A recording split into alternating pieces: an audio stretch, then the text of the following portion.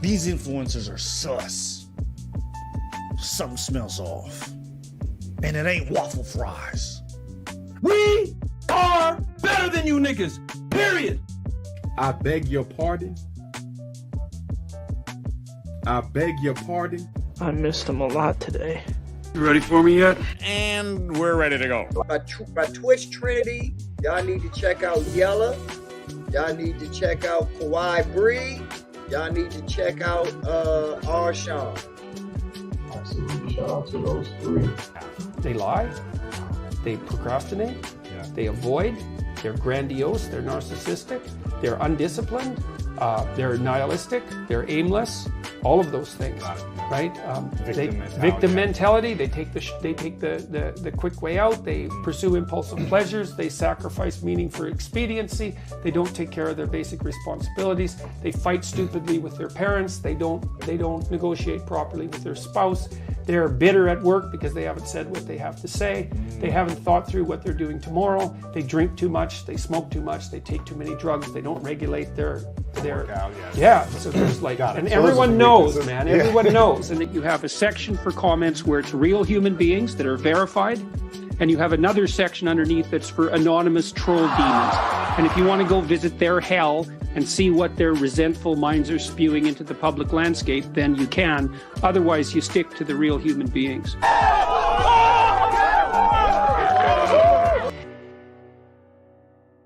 For the 20th century, every decade pretty much had an ism. I need to brush up on my isms. Hey, yo, what's ism? Get the money. Yeah, it's ism, get the money. Ideologies are always really kind of difficult because they're ideas, they're different ways of looking at the world, and they all end in ism, and isms are intimidating. So today, let me see if I can help you understand the isms. Yeah.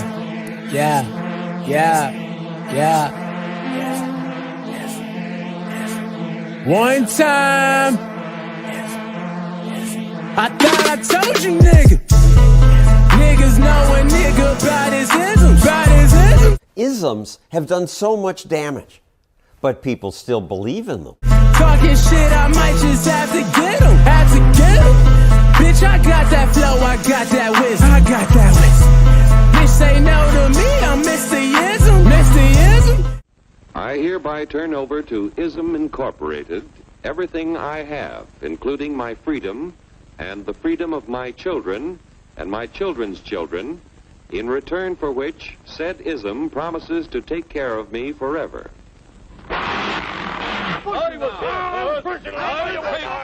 Isms nigga. Thought I told you I'ma have to get him, nigga. Oh, bitch, I got that flow, I got that wisdom. Bitch, say no to me, I'm Mr. Isms, in my opinion, are not good. A person should not believe in an ism. He should believe in himself. And not be clouded with the great isms. Bitch! What the fuck? Now you about to fucking lose it. Woo.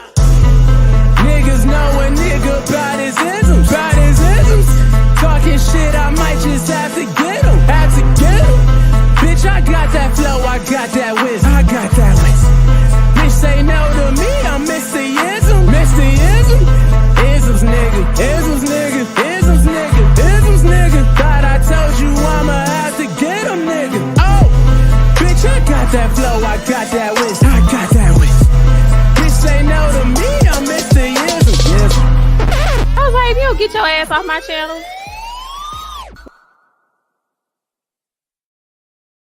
That's always my sign to put my phone down.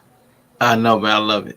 Good morning, good afternoon, and good evening. Welcome to Critically Drinking. And, of course, we have Kawhi Bree here for the Isms Show. Now, everybody, I do want to let you know, today's ism, as Bree has stated, is fuckadism. Our ism is really not an ism today. We are just here, so we do not get fined. We are here in this space. We're going to talk. We're going to chat it up. But we don't have an ism for you. No predefined ism for you. And since my audio sounds fine, I'm going to take my earpiece out. But how are you, Brie? I'm good. I think we had a heavy ism last week. We had a good stoicism last week, was great. I learned a lot last week, so I'm still actually learning and digesting more about stoicism because I just enjoyed it so much, and it was a lot of information. I know a lot of people was like it's really confusing, so we decided to take it easy, this week. I think it's probably a good pacing anyway, so but I think it'll still be valuable because it's gonna be so hopefully, well, I know it's gonna be some transparency on my side today. I can't speak for you, so I just didn't want to just say both. But I know for me, yes, y'all gonna hear about this fuckidism today. That's what's up. Waiting for some stuff to come through, but StreamYard is slow. But we got Red Lipstick Vibes in the building, who again I want to give a special shout out to, who had a great show about the conversation about wives and intimacy with their relationships. I thought that was super dope. It was heavy in a good way. I really enjoyed what the ladies had to say, what they shared, and I really think that part has been missing from a lot of the conversations. What good comes out of relationships? And sometimes just having a person that knows you and is close to you, somebody that you could turn over and enjoy wanting to see, like that's the part that a lot of us forget because we're thinking about all the things we have to give up. So I really appreciated that conversation and enjoyed it. So Red Lipstick Vibes, man, shout out to you, the great stream, and we got. Go ahead. I popped in. I was cleaning because that's been my off days. I've been trying to stay off the internet, but I know I popped in. I was telling them I was listening to it while I was cleaning. It was such a good conversation. I listened to the whole thing. I cried when they read the love letters to their husbands. It was so cute. It was so sweet. I watched that part twice, at the beginning and the end. So it was such a good, enjoyable conversation. I've kind of been avoiding a lot of conversations lately, but when I saw her post it, I was like, I want to catch this because I just love hearing wives talk about their husbands in like a good way, it just being real, like how they love and adore their husbands and why. And it was so good. So it was such a good show. I watched the whole thing. I enjoyed it while I was cleaning and it was great. So it was a good show. Yeah, it was super dope. And shout out to Brother Darkness 84, man. Good to see you around, man. I know you've been getting your streams in intermittently on Twitch. I haven't been as much on Twitch as a viewer as of late, man, but it's good to see you, man. Hope everything is going well and everything on your side. And the Wireless Woman, hey yo, good to see you again in the space. And hopefully I will be able to catch you soon. Let me see, Wireless, you do Wednesday, a premiere every Wednesday. So I'm tuned in now. I'm connected. So now I know to look for a Wireless Woman premiere every Wednesday. I will be seeing that. She saw you, Bree. Thank you. You're very welcome. Thank you for putting on that stream. That was great. You'll say, I mean, honestly, out of all the conversations I hear about marriage and relationships, man, that was probably my favorite one. Just to hear certain aspects of people don't know what they miss until it's gone. Like it's so hard to appreciate something that you have. It's easy to take stuff for granted. So I really enjoyed hearing that. And again, good to see you, Brother Darkness. Hope you're doing well, BD. Yeah, for sure, man. For sure. But what we were going to talk about briefly today was our kind of like a follow-up. Because I guess, you want to show something different. Facts. What we wanted to do was a follow-up to, I guess, the last couple of weeks. So me and Bree, we talk about a lot of self-development stuff. And I guess me and Bree both kind of took on some of the challenges from the last few weeks. Mm-hmm. So I guess we just wanted to open up like Bree said, a point of transparency. And I'll start, maybe ladies first. How did I know, right? I know. Hey and they. How did the conversations land on you that made you want to do something different? And then what did you do different? Let's start there. I was thinking about the Shakespeare, like, how many ways do I love thee? Let me count the ways. But it was like, how many ways am I not shit? Let me count the ways. Like, that's how it felt. I mean, I have it together. I'm very comfortable with myself. I accept myself like unconditionally for the most part. It's kind of like stoicism. I like that unconditional self-acceptance. So I always try to accept where I am and who I am today, not who I want to be, not who I was. And I think that's always constant. It's not constantly changing, but it's dynamic. Like as you go through life, you're changing different life phases, different roles. So I've always been aware of my general disposition, which we talked about a lot. But sometimes, it's not helpful to life. So the conversations we've been having has more than anything just given me ways to articulate. So we come on here and we talk about isms and we research them for the show. And I know we sound like, oh my gosh, how do y'all know this? But a lot of times we're learning them with y'all. And so as we've been going through some of these isms, I've found language for some of the ways I think and how I see the world. And it's not that having the language was like, I've been experiencing the world this way, but something about having a language made me better articulated. And then by being able to articulate some parts of my life that I wasn't able to before, I think it cleared up space in a way. So then I was able to really start to articulate the more nuanced things that have been like kind of I've been struggling with. Because, you have those, not necessarily I'm struggling with, but I'm experiencing this. I don't really have words for it. I don't give too much thought to it even. But it was almost like clearing up data space on your computer or something. So I've finally been able to get around to the smaller little things that self-sabotage me. I'm really bad at doing mundane tasks. I'm really bad at feeling the need or the purpose. Or I'm like, who was that? Solomon? I'm like Solomon when he was writing Ecclesiastes. Like nothing has meaning. Everything is pointless. Everything is vanity. Like at the end of the day, what's the point of any of this? Like it's dumb. So like that's me. So I've been trying to work through that. So yeah. So now how did that transition into a change? What exactly that you can, that you feel like sharing, did you transition into? It's because like I have to be okay. I think as a woman, it's like a lot of projection sometimes about how you have to feel, like how you have to feel about what makes you get up and do what you're supposed to do. You know what I mean? Like the inner reason you have to have, I think a lot of people is virtuous, but for me, it's not that way. Like, I don't feel like most things are useful. I don't have like an internal drive to do a lot of things solely for the sake of performance. For other people, like a lot of stuff is extra added on, societal pressures that I've just inherited as a woman. And that stuff doesn't drive me. Like, I just don't really be like, I should just be great because like people say I should. Like, I don't know. So now that I've accepted that, which I've always felt that way, I realize now that I need external reasons to do something, but they can't be completely vain, if that makes sense. So I'm getting better at realizing what I need to drive myself to do what I need to do when it's meaningless and distractive. As a creative person, anything that's like mundane is meaningless and distractive to me, basically. Yeah. That's what it comes down to. I'd rather just draw and do art stuff and like make the world beautiful. I don't really want to wash dishes and clean, and I don't want to do that stuff. I get it. And there was something that you said during one of the streams that kind of landed on me. And it's weird because my mother has all her life, I guess, been this person, but I didn't adopt that from her. So it's not true that you turn out like a lot like your parents. They're not the biggest influence in your life. Like, she is one of those people that just does whatever is needed in the time that is needed. And I know I played that when I was doing that thing with Mandrell on Come On Man. I did that thing with Mandrell, and the guy said a man is whoever he needs to be, whenever he needs to be, wherever that whole thing about just showing up however you need to be. My mother was that type of person. Like, however I need to be, that's how I'm gonna be there. Like, if I need to be tough, I'm gonna be tough. If I need to fall back, I'm gonna fall back. If I need to just be over in the corner watching, that's what I'm gonna do. I didn't get that. Whatever reason, it just bypassed me. My sisters got it. Did they get other people in the family? Okay. I did not get it.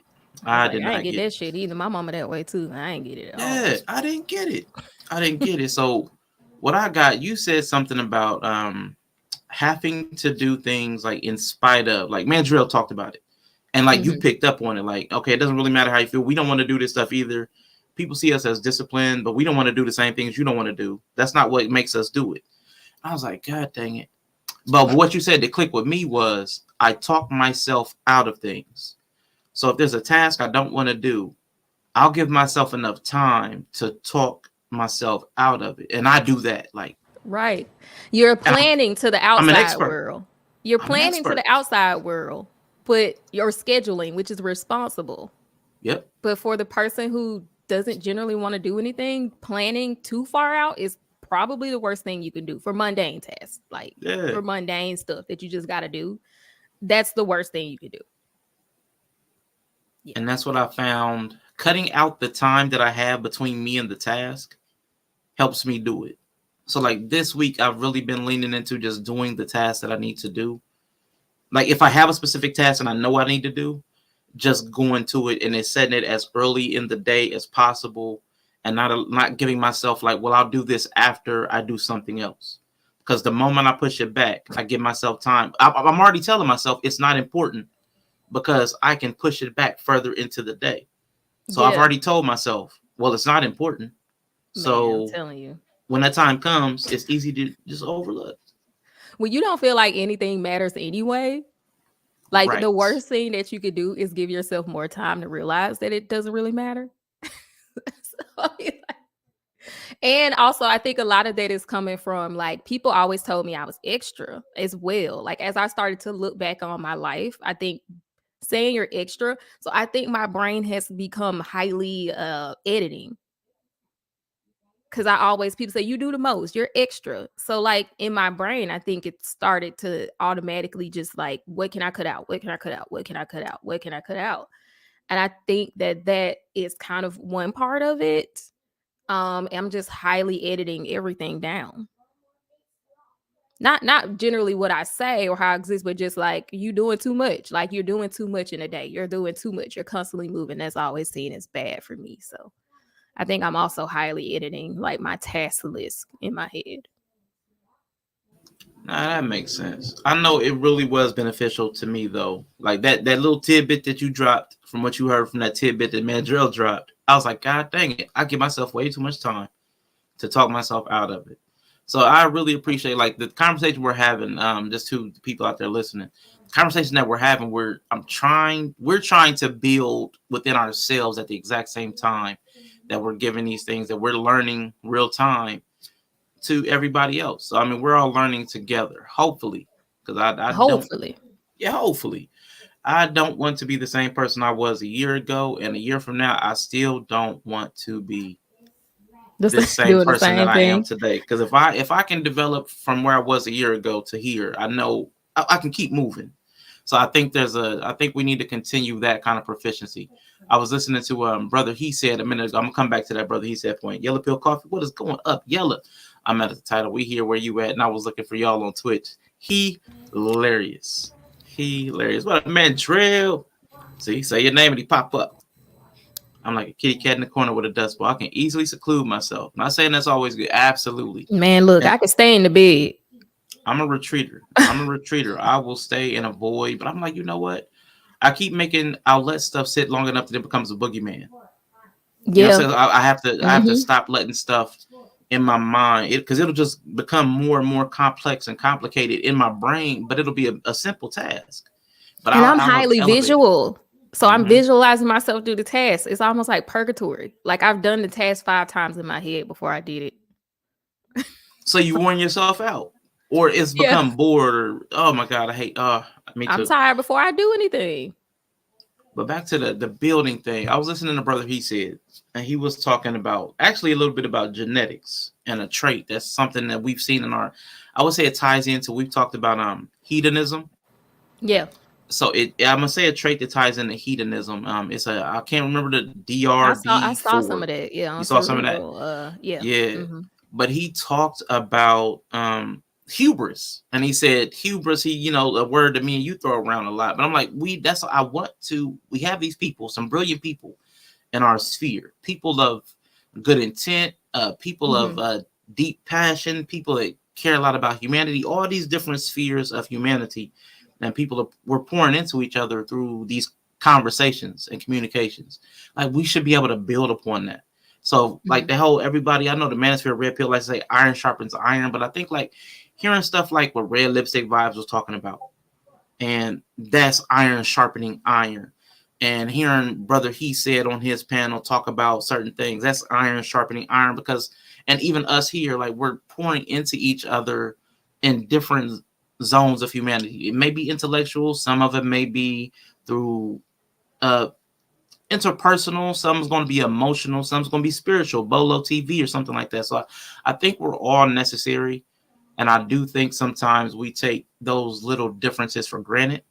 We use it to separate ourselves, but it's like that bonding that's necessary. Like you need all the ingredients to make something proper. Right. So I'm learning to appreciate the differences. Brother Same. Burkhardt said he needed to hear Because this like when today. I was listening to I like hearing the wives too, because I'm not a typical wife. I would definitely say that. Like I was a reluctant wife. I feel like it was like, catcher, like I was a reluctant wife. So I'm happy. I'm a happy wife. Like I enjoy being a lover to my husband. I enjoy experiencing him as a person, but the responsibility part, I'd be like, why is this necessary? I don't understand, because I have a vagina and I gotta do all this stuff. It's annoying. I do it though. That's the one thing about me. I don't have a lot of drive, like vain drives, but I have a high sense of kind of like responsibility when I actually sign things I sign up for. I'm very serious about living up to my duty and responsibility. Things I was born into, that's where I struggle. I was born a woman. So it's a lot of stuff that I just have to get over the fact that people expect me to do, and I probably should do. I have to learn to get over that. But yeah, things I sign up for, you never have to worry about me being like, I'm not going to live up to it. I'm going to live up to it. But it's that other stuff. So that's why I like hearing wives who like grew up expecting to be wives or arrived to the point or have been in it for a long time. Cause I'm different. I'm a different brand of wife. I be doing stuff, but I be mad. I be mad about it inside. Okay, stand you. That is hilarious. I do. I be telling y'all how I hate it. I'm never not gonna hate it. I just love my husband and my kids more than I hate the stuff I have to do. So I do it. Right. That's an important point. And I think that's where a lot of us have to get to. I think in relationships, period, like we have to get to the point where the people that we're doing something for are more important than the things that we're doing. So I think a lot of times we'll psych ourselves because the task is so undesirable, but we forget who we're doing it for. Like we forget who the sacrifice is for, whether it's a kid or the person. Cause I was just having a conversation in Discord, Mezzo's Discord, and we're talking about people like guys paying for stuff. I'm like, well, like judging, like if somebody's interested in you off of like what they pay for and all that stuff. I'm like, nah, because I'm frivolous with money. So it's like I could pay all day for all kinds of things and just not care about you at all. But there is something to watching how somebody moves because the effort will follow. What the thing that's hard for them, they'll be able to do because of who you are to them. And I'm like, that's an important principle I think people need to understand on any level of any type of relationship. I mean, even though like employment sector, if your job won't do anything difficult to accommodate you, well, okay, we won't take they probably don't value you as an employee. Like, so any type of relationship with you and another person or entity, I think we need to learn to look for that. How much is that other side willing to give, even where it's unwanted or undesirable, to sustain this dynamic? It's important. And you learn that more when real stuff happens. Absolutely. Some kind of inner moral code. Like you were saying, I was like, I don't feel like I'm highly virtuous internally, not really so much externally. I be cussing, I be saying whatever I want to say, I be doing whatever. But inside, I do have some kind of internal structure loosely. But I do also find structures limit me as well. Which is going back to the getting the mundane stuff done. I found that highly structuring my day is not good for me. The structure ends up limiting me. And I just hate that. I actually hate that. But it's just the reality of the situation. The structure limits me. If I get in my head, certain tasks have to be done at this time of the day. Certain stuff have to be done later in the day. If I don't do it in the time it's supposed to be done, now I'm just not gonna do it because at night we don't do this. So lately I be vacuuming in the morning. I be vacuuming at night. I wash clothes at 1 a.m. I wash clothes at 1 p.m. I wash and clean whenever I walk by and the mood strikes me or the thought strikes me. Like I'm finding, because I'm doing this experiment, is when I have the thought, do it. So I'm starting to see when these thoughts come up in my head. And so I'm just doing stuff at like random times, but it's getting done. Yeah, that makes sense. So, That's yeah, hard that's though. limiting. Because that's hard though. I know sometimes it feels like certain things need to be done on certain times. Like, 'cause I've set up like laundry days, and so sometimes it feels like, I know it'll be weird for me like 3 a.m. to start like go do laundry, even if I had a thought. Yeah, It's gonna I be can't weird. be like, yeah, you should do laundry right now. I'm like, do I really need to? I'm immediately gonna find 10 reasons why I shouldn't do it. Yeah, I'm with that. Wireless Woman said, I know people who will throw themselves on a grenade for you and still don't like you. It's challenge energy. You just have to take your chances in love. Absolutely. Now, there's definitely risk and reward, but there is intelligent risk, the inside parts. And they says, Yeah, I'm you going to should. try that. You'll start to learn about yourself. I found that I have more energy. I always thought I was low energy in the beginning of the day. I thought I was more of a night owl, but I'm finding that I have those more like I should clean and do stuff like that very early in the day. Sometimes I wake up and before I even want to eat, I want to clean. So like I've just started to find that I've actually had the impulse to clean is much earlier in my day than I thought it would be. So a lot of times I would schedule tasks later in the day because I thought, well, I have more energy later in the day, but I don't have a lot of productive energy later in the day. So I don't know. I'm just finding more out about myself. Learning about yourself is important. That's what the whole self-development process is about, is learning more about yourself and, you know, how you can interact better into the world. And they said she's been dating procrastination real hard lately. So y'all getting close. Procrastination is side bay for me. Yeah. Procrastination is the side boo to my life. It's like that person is always gonna be there. It's like you just get it. Procrastination gonna be here. And I hate telling both of you ladies, but I'm married to procrastination. So I'm not sure why you two want to date them as well, but I don't know if I can divorce procrastination. I'm trying not to. You're gonna have to divorce procrastination. Procrastination gets around. Oh God. Oh, procrastination is out here. You just break up with procrastination. Marry something else.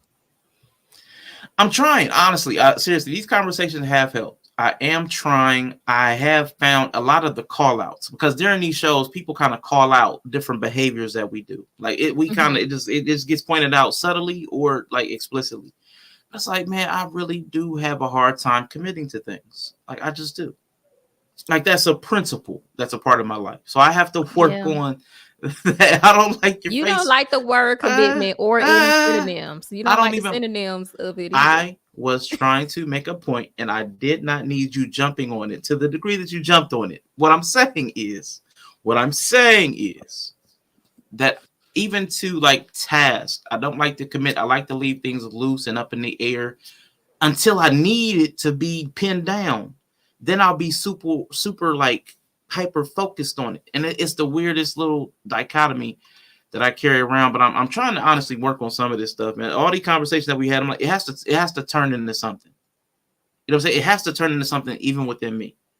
So it's like, if I am not improving, even along the ways that we're having discussions, it's like, what's the point? Mars is still really retrograde. Just talking. I mean, then it's just talking. I've always been like fatigued and low energy as well. So I've just been trying to fix it on all the levels. I've been taking my vitamins and I'm chronically anemic. So that's also a big part of it. I think I've just been anemic for so long in my life. I don't know what it's like to have full energy. So I'm trying to get accustomed to that feeling. I find that when I do have a lot of energy, I feel a little anxious about it. So that's a new thing. I also realized that when I work out, I do get the after workout thing and I don't like it.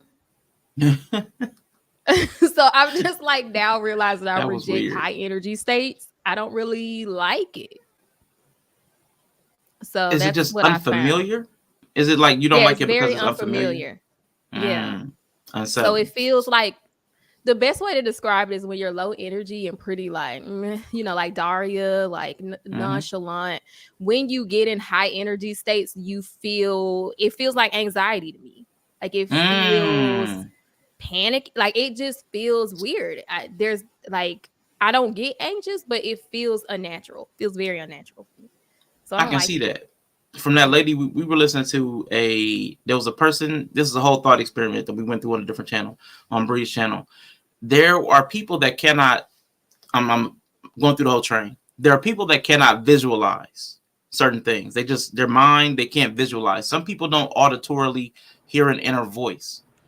But this lady said the way she experienced anxiety is through the physical symptoms, like her hands getting clammy and her getting like tense. She doesn't have like the thoughts that'll like ruminate. She's a person, or Yeah. she feels it, right? So she more felt it. So that's what that made me think of when you said that you feel the same symptoms that also look like what she described as anxiety. For her. The physical symptoms of anxiety almost look like the high energy, because anxiousness is a high energy state. It does ramp up your body. Yeah. Heart And I rate don't things exist like that. in it. Like personality, even when I take my personality quizzes, my neurotic tendency is towards depression. I don't have any personality wise. I have no neurotic tendency towards anxiety. I mean, it doesn't mean I can't get anxious like situationally, but I generally don't exist in an anxious state. I exist in a more depressive state. So any high energy hyperactivity for me is, I don't know. I don't really like it. That's what like Red Lipstick said, I be pumped up. I don't know if I like the feeling of having a lot of energy. This is new for me. I don't like it. I don't know. It's weird to say. Like, I don't like it.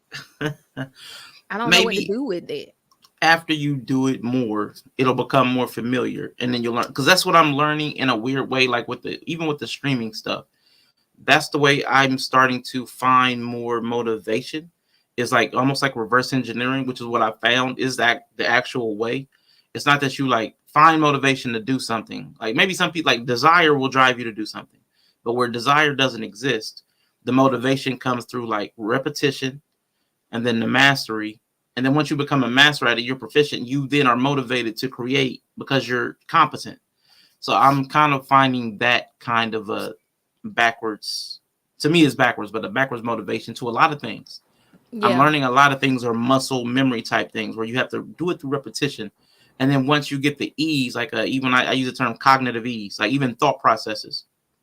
Once you have an ease of mind towards a certain concept, it's easier to work with. Kind of like even what you talked about earlier, giving language to things. I think that makes things easier to think about because you have a nice steady framework. So it turns like the round feeling of a thing like into Shy was saying. A solid like for brick. her, it's 2D. Yeah. Unless she has something to reference, which makes her better able to see it in her mind. Yeah. So I think all this stuff helps. All the little pieces of self-development help. It's hard to retain some of it, I will say, but I think you feel it. I think you feel it when it applies to you.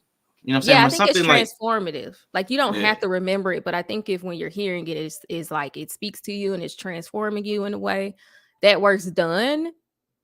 And I think as long as you stay in the place that you want to like improve and change, then it can have the power to transform you, even if you don't remember it verbatim or like it's in that subconscious level. Yeah. Working. I get it. I'm enjoying it. It is challenging.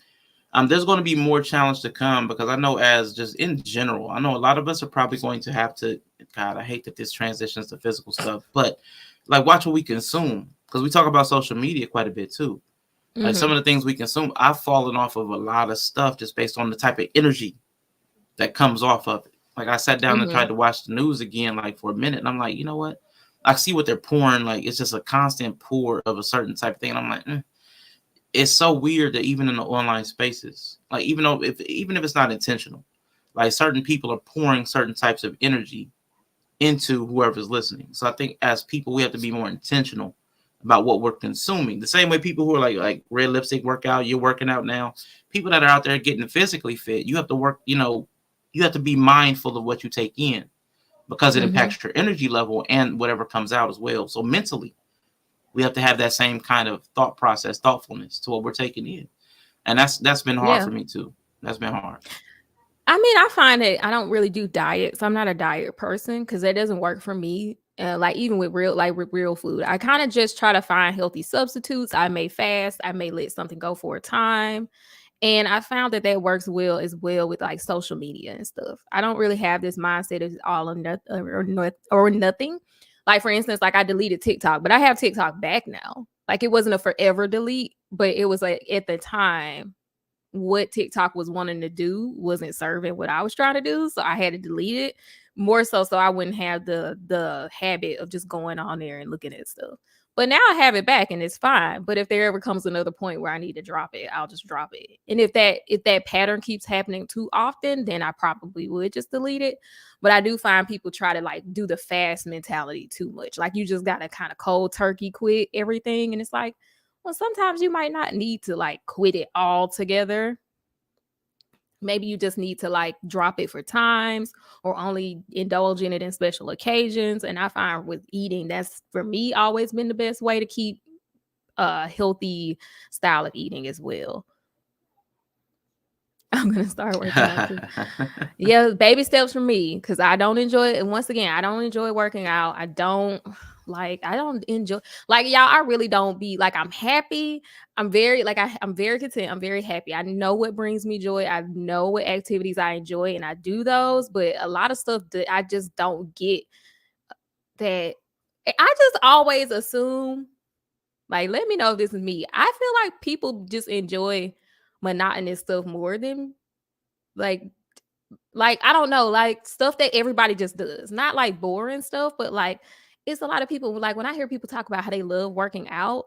Oh, okay. Even in the times of my life where I was like really on top of it, I wouldn't say it was something I enjoyed. I don't know.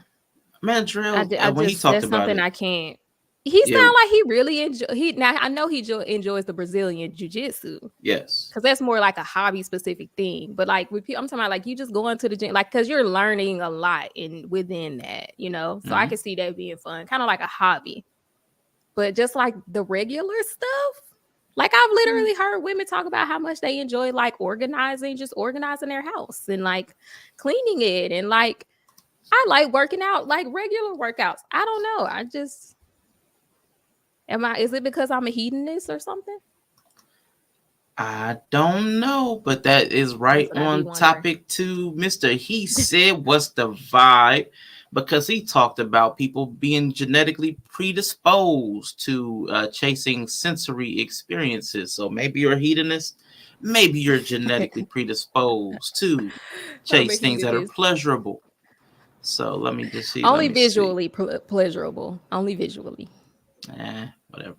Mr. He said, I just want to say shout out to you. I didn't get to finish because I had some appointments this morning that I couldn't listen to the entire thing, but I will. That Cerebro session where you started breaking down to some of the genetic markers. I really like people that will take another look at some of our human behaviors, because a lot of times we point to things as an automatic deficiency of character.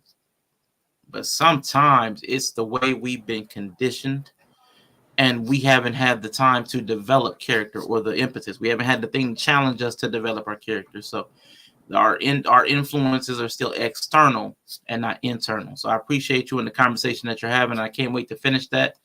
I thought that was dope. Hey, Dawn Hard from across the ocean. Peace to the chat. I pride myself on my organized chaos, fight through my cluttered soul and reach the goal. I like it. And bars. I don't know if those are intentional bars, but fight through my cluttered soul and reach the goal. That's what's up.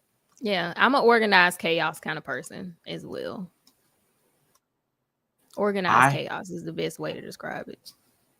I'm not that, but I do have to work on this. I did buy some composition books because I do have to actually put pen to paper because I don't like it. I hate the physical act of writing. I'd rather type stuff out, but something's telling me that I need to write my goals out, not type them out because they can just get lost in my endless notes. Like I need to have something specifically for my goals. Yeah, I think I need to make it real, like bring it into like what I need to be talking like bring stuff into this realm. I think I need to bring certain thoughts into the physical realm by writing them instead of having them in the digital. I think there's you have to embody it. It's to bring it brings you into your body. Yeah, so I think there's something to that. I feel like I need to do that. Man, I be feeling like we be talking. I be like, we don't like nothing. I mean, sometimes honestly, if I really just start talking about what irritates me, I would just be like, the feeling of graphite on paper irks my nerves. And I'm an artist. I hate it.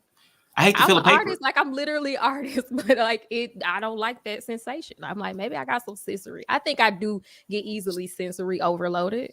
I do know that about myself because I'm telling y'all, when I went to that damn Crayola factory with these motherfucking kids, never again. Never. I said, y'all gonna have to take them without me. I can't do this. It's too many colors, too many kids. Everything is like this big room and it's loud and it's germs and there's touch pads. I just be like, you know what? This is not the place for me to go with my kids because I'm gonna mess up their experience. So I can't do stuff like that. So I do think, but if y'all just a moment in my mind about all the stuff that I just be like, why? I don't want to do this. It'd be shocking because I'm pretty goal oriented and I can get things done. And I'm like, but yeah. You were talking about goals on your channel the other day. You said you're pretty good at the long-term ones. Yeah. But not so much like the short-term ones is something about those. Can you re-articulate that? Because I can't remember exactly what you said. Not that you were bad at short-term ones, but I'm good at goals. I'm good at goals because I'm really good at like writing goals that are attainable and the SMART goals because you have to do that in nursing, of course. And I mean, anything that deserves planning needs to be planned. And so once again, it's one of those things. Like there are some things that are just too big for you to fly by the seat of your pants. I enjoy planning vacations. I do plans like in 5 years, I'm gonna do this and then I'm gonna do this. And then I like hitting all those bullet points right on time. It's mundane task. Because I don't feel like they have meaning. We've decided they have meaning and they have some function, right? But that's not fun. less fun, more function. Yeah, so it's just like planning my day. I think I'm a bad The granular daily planner. you don't get into the minutia. You don't like the minutia, redundancy, repetitive, mundane, all the little small aspects. And Some like needs to be folded.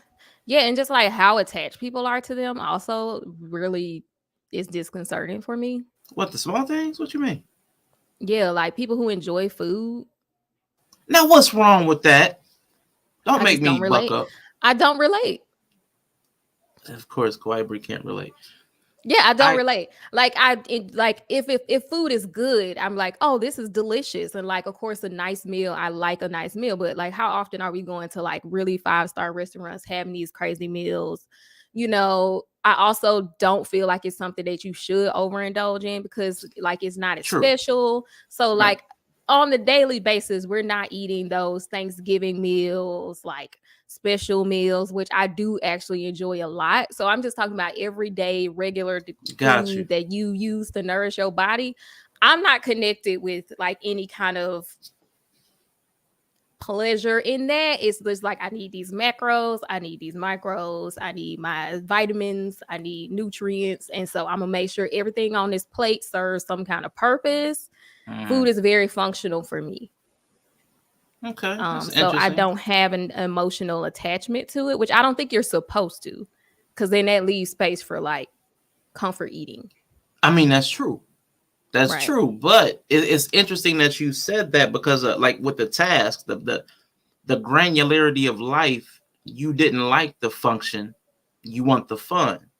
But then when it comes to your eating, you're the opposite. You don't really care about you don't see fun in it. It's like it serves the function. So it's fun and functionality are two separate things for me. I found. Yeah, I found fun and functionality rarely occupy the same space for me. I get it. I know that's. I don't know. I'm not even gonna say that you should change it. I mean, that's a conversation. I think you can turn. For me, this is what I find. Like, I'm gonna take this back to the red lipstick vibes conversation. This is what I love about relationship. Having good relationship turns a lot of functionality into fun. Like sometimes if you have like let's say you brother and sisters and you're both kids and you're folding clothes, but then y'all have a competition. It's functional, but you turn it into fun. Husband and wife, one washes the dishes, the other one's putting them away, and y'all sing or do something like there's a way to turn the functionality and add a fun spin to it, like cooking together and being playful. When you said that, that made me realize why because I don't connect experiencing humans as part of the thing. Like, I don't know, like for me, if I had fun folding the clothes, with my husband because we made a joke. And when we made it fun, like that's me. Like I still like I love my husband. He's so fun. I love him, but I still hate folding clothes. Right? Yeah. They're compartmentalized to me though, to the point where I can't relate the human to the task to make the task more tolerable. Yeah. I get you. I'm just saying that's one thing I've learned from a relationship. It makes some tasks more tolerable. Like the same way a long ride, the company you keep makes a long ride short, or I'm ready to jump out of this door while the car is moving at freeway speeds. Like there's, you know what I'm saying? The company you keep is really important. And I know I wanted to talk about that too really quick. I know food is life, but man, literally. I'm in between like, cause I did not treat my body like my temple, obviously, but I enjoy food, but I'm also not a foodie. I don't go to the extreme where everything has to be like a 4-star. You know, it doesn't have to. I'm a foodie like that to some degree. Like when I do go out, I'm a foodie. Like so you have high standards. You just don't indulge much. See, I've got low standards. Oh, you got low standards. And I indulge easily indulged. Yeah, unfortunately. Yeah, because my standards aren't easily indulged because they're expensive. Okay. And that's probably good. The people that have high standards, you can't overindulge. I mean, it's probably a good thing. It's probably a barrier of entry. Like low-hanging fruit. Yeah. I've had too much low-hanging fruit. Low-hanging juicy fruit. Low-hanging Fruit Loops. A lot of low-hanging. I need to get into low-hanging fruit. I'm 5'2". I'm 5'2". I might need to find some low-hanging fruit for everyday life. Maybe the high fruit is not reasonable for everyday life. You got to find some low-hanging fruit to get through when it's not high tree time. I'm gonna tell you, and I had to stop going to Smoothie King. Oh my God, it probably saved my life when my nephew moved because I indulged so much. Because my nephew wanted to go to certain places. So we had a little racket. Maybe not a racket, like a routine. Fridays, we go to Raising Cane's and Smoothie King because they were close to each other. Oh my God. That was probably terrible. Like some fried chicken with that I don't know if y'all have Raising Cane's near y'all, but that Texas toast.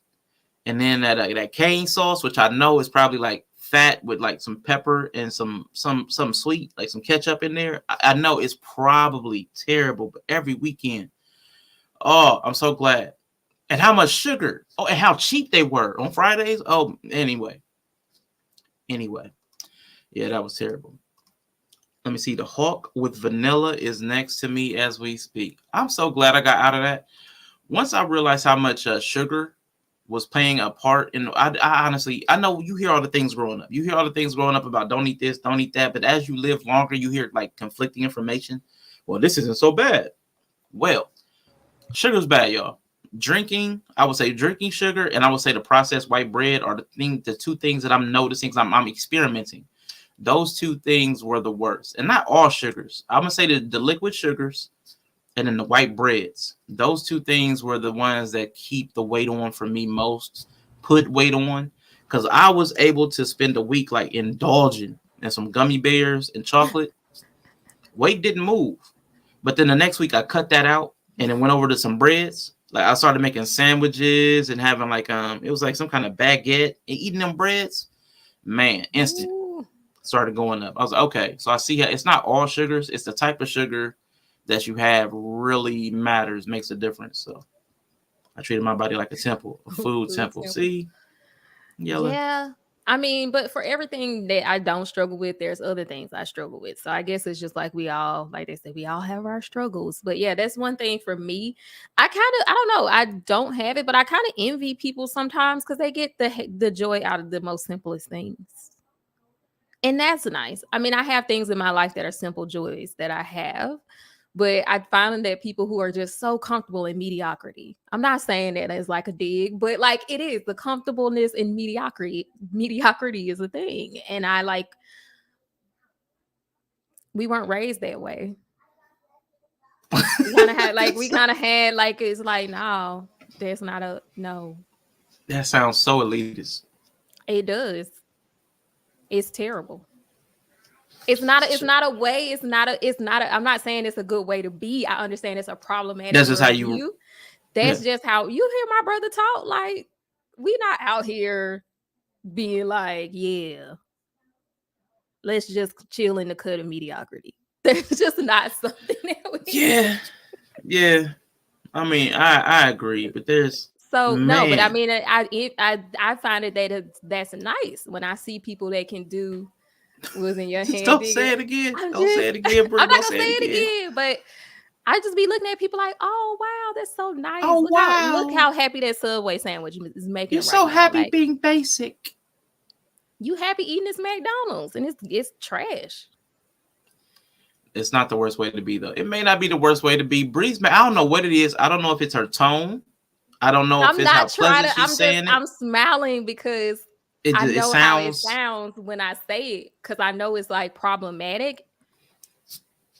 But it probably isn't. It probably isn't. I think there's something to us accepting and celebrating things that should be beneath us.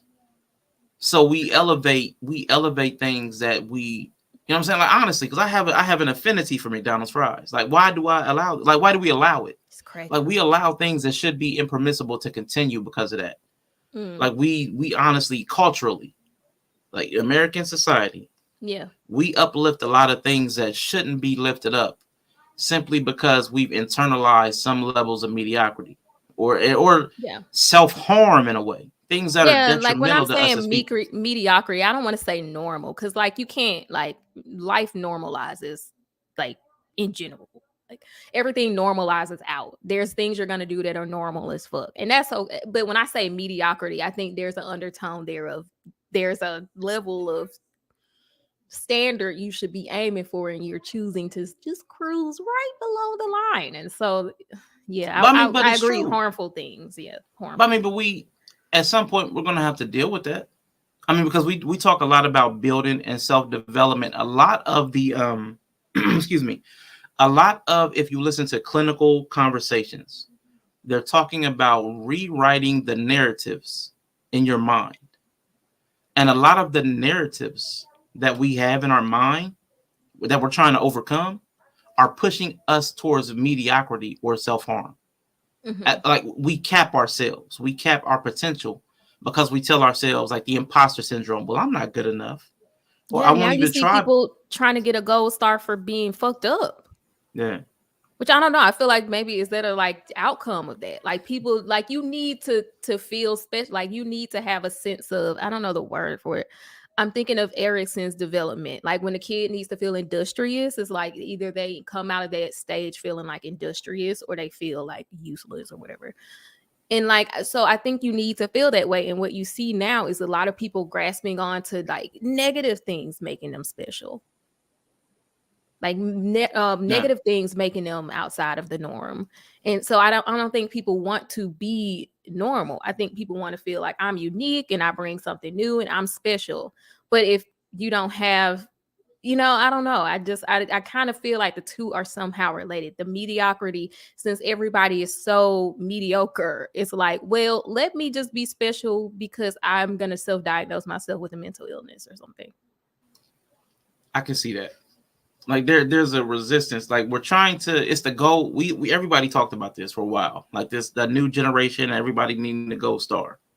Right. Like, so I'm gonna tie like so many different things. I think you might even just said this a minute ago, but I was reading comments as well. Like, from the Incredible Syndrome. Mm-hmm. It's like, well, if everybody's super, then no one will be. So if everybody gets to be a certain status, if everybody's lifted up and equalized, well, then there's no separation.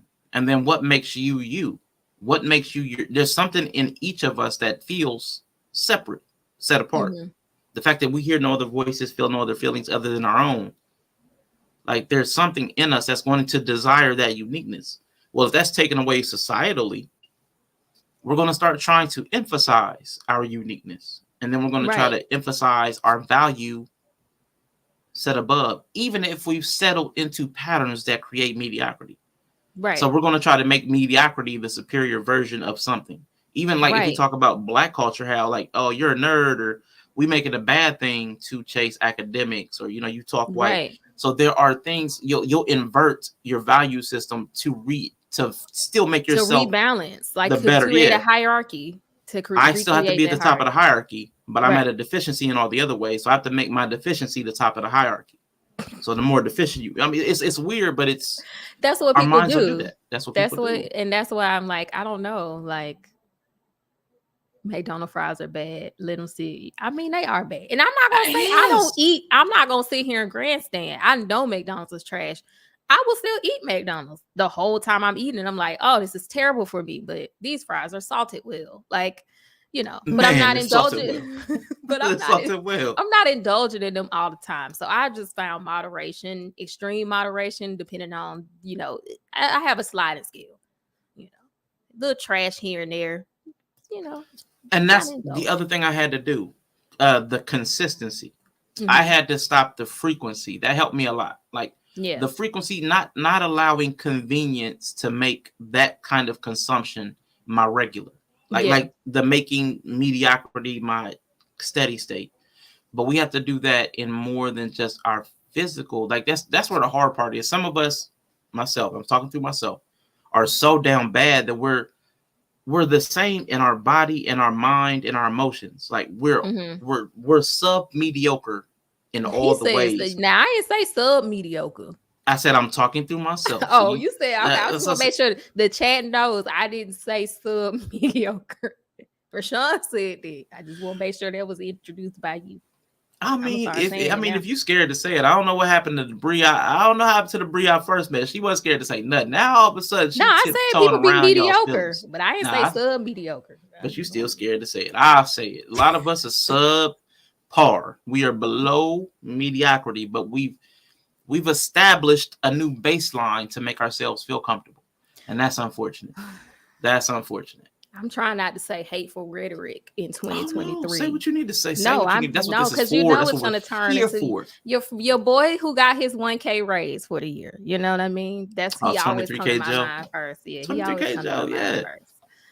But I mean, I think that's the only thing that really keeps me going is that value system of not accepting that, because I'm prone to laziness. I'm prone to self-set. I'm prone to talk myself out of stuff. If I didn't have that inner compass of like, you're not allowed to just settle into it, I probably wouldn't feel like anything was wrong with the way I was. And so that brings up the conversation of shame. Like, I have an inner shame mechanism for myself. I don't really need other people to shame me. It doesn't work anyway because I don't give a fuck.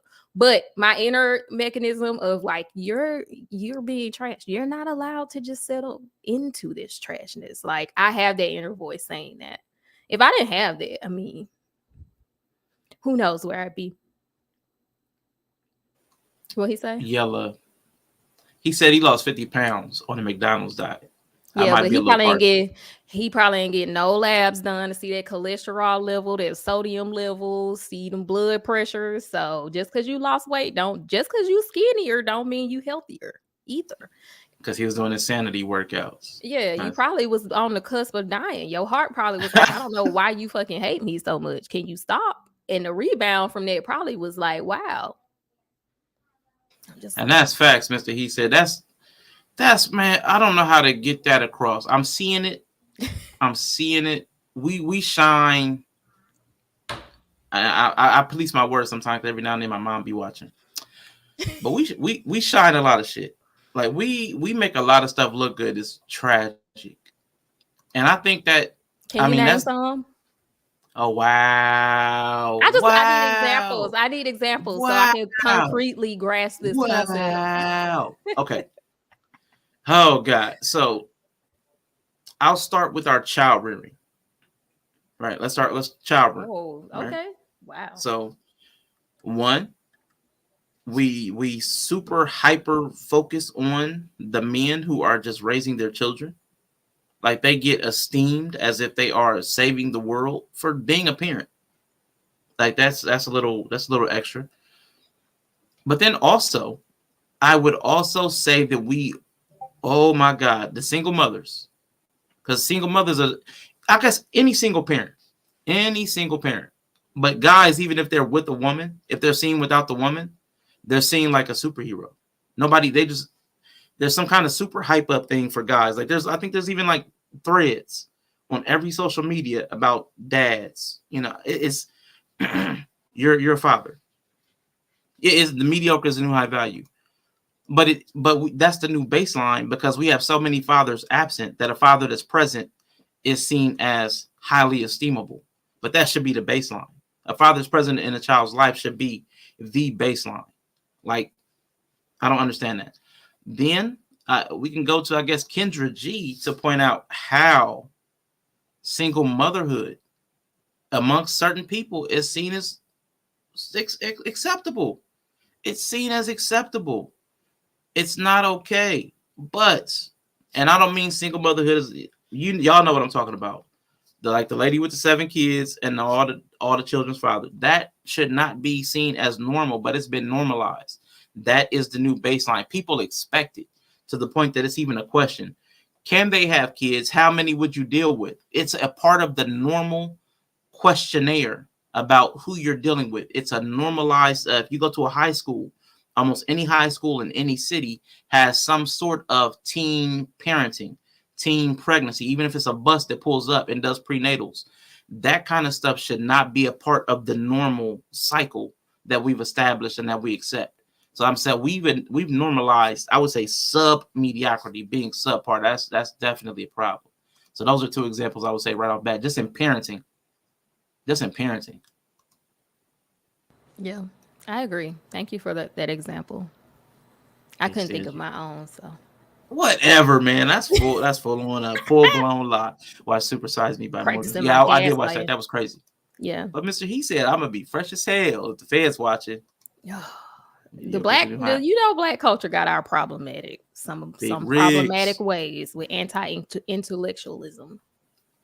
Okay, that too. Like honestly, the anti-intellectualism. I mean, because when I sat on a couple panels and they were talking about, I think we're intellectual, sophisticated. Yeah, intellectualizing, philosophizing. Yeah, there's a problem with. And I was thinking about something earlier. I was listening to Omawale, Africa, and he talked about our is Instagram the new church? And I've talked about this before. Like the internet has become the new church in a way. I've said like the red pill is like it's like a cult. Like the lack of religion in a lot of people's lives left a void. Voids have to be filled. So the same energy that people poured into religion gets poured somewhere else because we still have the energy available to outpour. So then the worship and the praise goes towards something else. Now, a lot of that belief, a lot of those belief systems are now, what are we going to call it? They've been put on the internet. So like a lot of the fads and gimmicks, people are falling for a lot of beliefs. I would even say stuff like certain financial attainment mechanisms, MLMs. He talked about MLMs. Right. We are prone to belief. Like there's something in black people in America are the most spiritual. Like there's something statistically about us where we are prone to belief. And I was coming up with like ABCs. Like we have, I hate this, but our development is predicated on assumptions, beliefs, and coincidence. Those are our ABCs of development. Assumptions, beliefs, and coincidence. It's the weirdest thing that so much of our lives are predicated on things that we assume to be right. No knowledge. Things that we believe in. We just believe in them so fervently that we'll base our lives on them. Or the coincidence. Well, this happened to me, therefore it must be good. Like I would even take that back to the what do you call that? The spanking. What's that word? Corporal punishment. Corporal punishment. So I was whooped and I turned out okay. Therefore, this must be why I'm okay. And I'm going to do this to my children so that they're okay too. So I think that level of coincidence is not sufficient to base your life on. And I think a lot of people are doing those assumptions, beliefs, and coincidences, building their life systems on them, and they're unstable. And that, to me, that's a problem. The internet is the church of confirmation. If you want someone to co-sign your bull, there's a place for you. Yeah, you also could just find the information to ground your beliefs on the internet, but people don't seem to ever want to do that. And I mean, a lot of times we can't even ground a conversation with fucking definitions. So, and that's where I wanted to say that where we need to go. That's why I was really appreciating where Mr. He said was going. Mm-hmm. There's education, and we could self-educate if we need to. There's information. A lot of us now. There's information overload. There's a lot, and if you don't know anything, you don't even know how to sort through it. So I'll give you that. Mm-hmm. But there are enough pseudo-sane or pseudo-coalesced, curated sources, right, where you can start the rabbit hole of self-discovery to learn some things about some of the things we're doing, like parenting, relationships. Everything should not be so up in the air that we're backing into it accidentally. We're establishing relationships and families on nothing, no knowledge. People that don't even know each other, and they're maybe having kids. It's ridiculous. Autopilot filling it out. We just gonna fill it out one day. We'll get it. Somebody ban Mandrill, please. But yeah, I'm with you, Mandrill. We had that entire conversation. So what I'm talking about is the leaning on that as a norm, because we know that most people that are employing corporal punishment, they ain't employing, use it in anger. They not doing it. They're hitting their kids in anger. There's no structure to it. There's no discipline.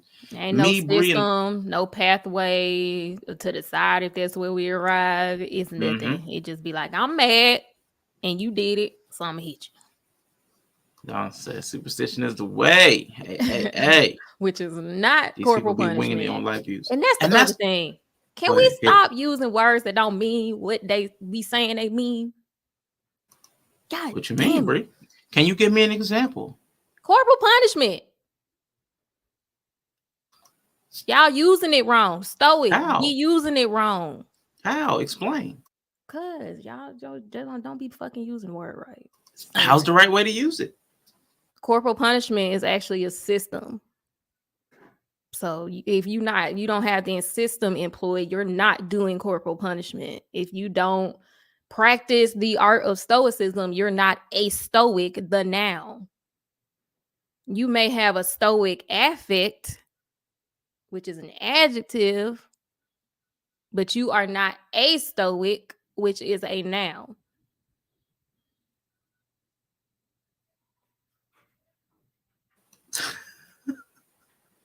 Sorry.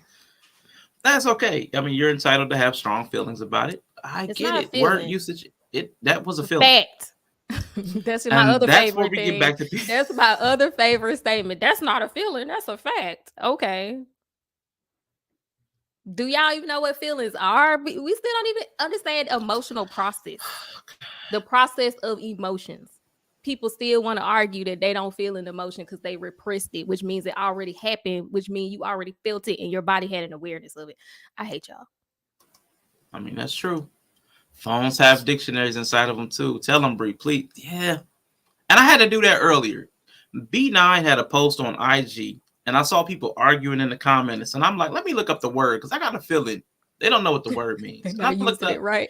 I was like, they don't know what the word means. But I was like, I'm not even going to jump into it to correct them. I'm going to let them, because then people aren't going to listen. No. They're not going to listen because they already feel like they're right. And they're using the internet to confirm their biases. But it's so information. It's so interesting to see how we do it. That's why I want to do better. I can't make anybody else do better. I can only just share my journey, which is why we're here today. We're just talking through some of the changes that we've been making, some of the conclusions we've been coming to. Right. Act like ignoring feelings is not having a feeling. Can't ignore something that don't fucking exist. Whatever. I'm so annoyed. I'm trying to keep it together. Energy management. Yeah. So I'm just trying to not rage out, but I am even logical. Like, men are logical. Anxious people are generally irrational and illogical, and men and women can be anxious. Can we stop it, please? Can we stop it? Can we stop it? I don't think we're ready to stop it yet. Can we not? Women can't be stoic. Most Asians are stoic, men and women, if we talk about the affect. As a person who worked in labor and delivery and saw many of people go through childbirth, Asian women are generally pretty stoic. Unless they're like born in America. So American, but people in Asian, like they're generally all stoic. I had a lady who was on her computer doing work with a deadpan face. And then I went to lunch break and she had a baby when I went to the fucking break room. And I was like, were you in pain the whole time? She's like, yes, it was like a 9 out of 10. Wow. So I'm like, you know, people can be stoic. Yes. I find a lot of men in these spaces are not stoic. Absolutely not. They be raging out all the time. All the time. Triggered. All the time. Talking through gritty teeth. All the time. Right. Oh, yeah, another one. That's another one. We need to compile all these words. What about intuition? Is it reserved to just women or do men have intuition too? Humans got intuition. Mm-hmm. We've talked about this before. A lot of women's intuition is just their anxiety that's unchecked. Mm-hmm.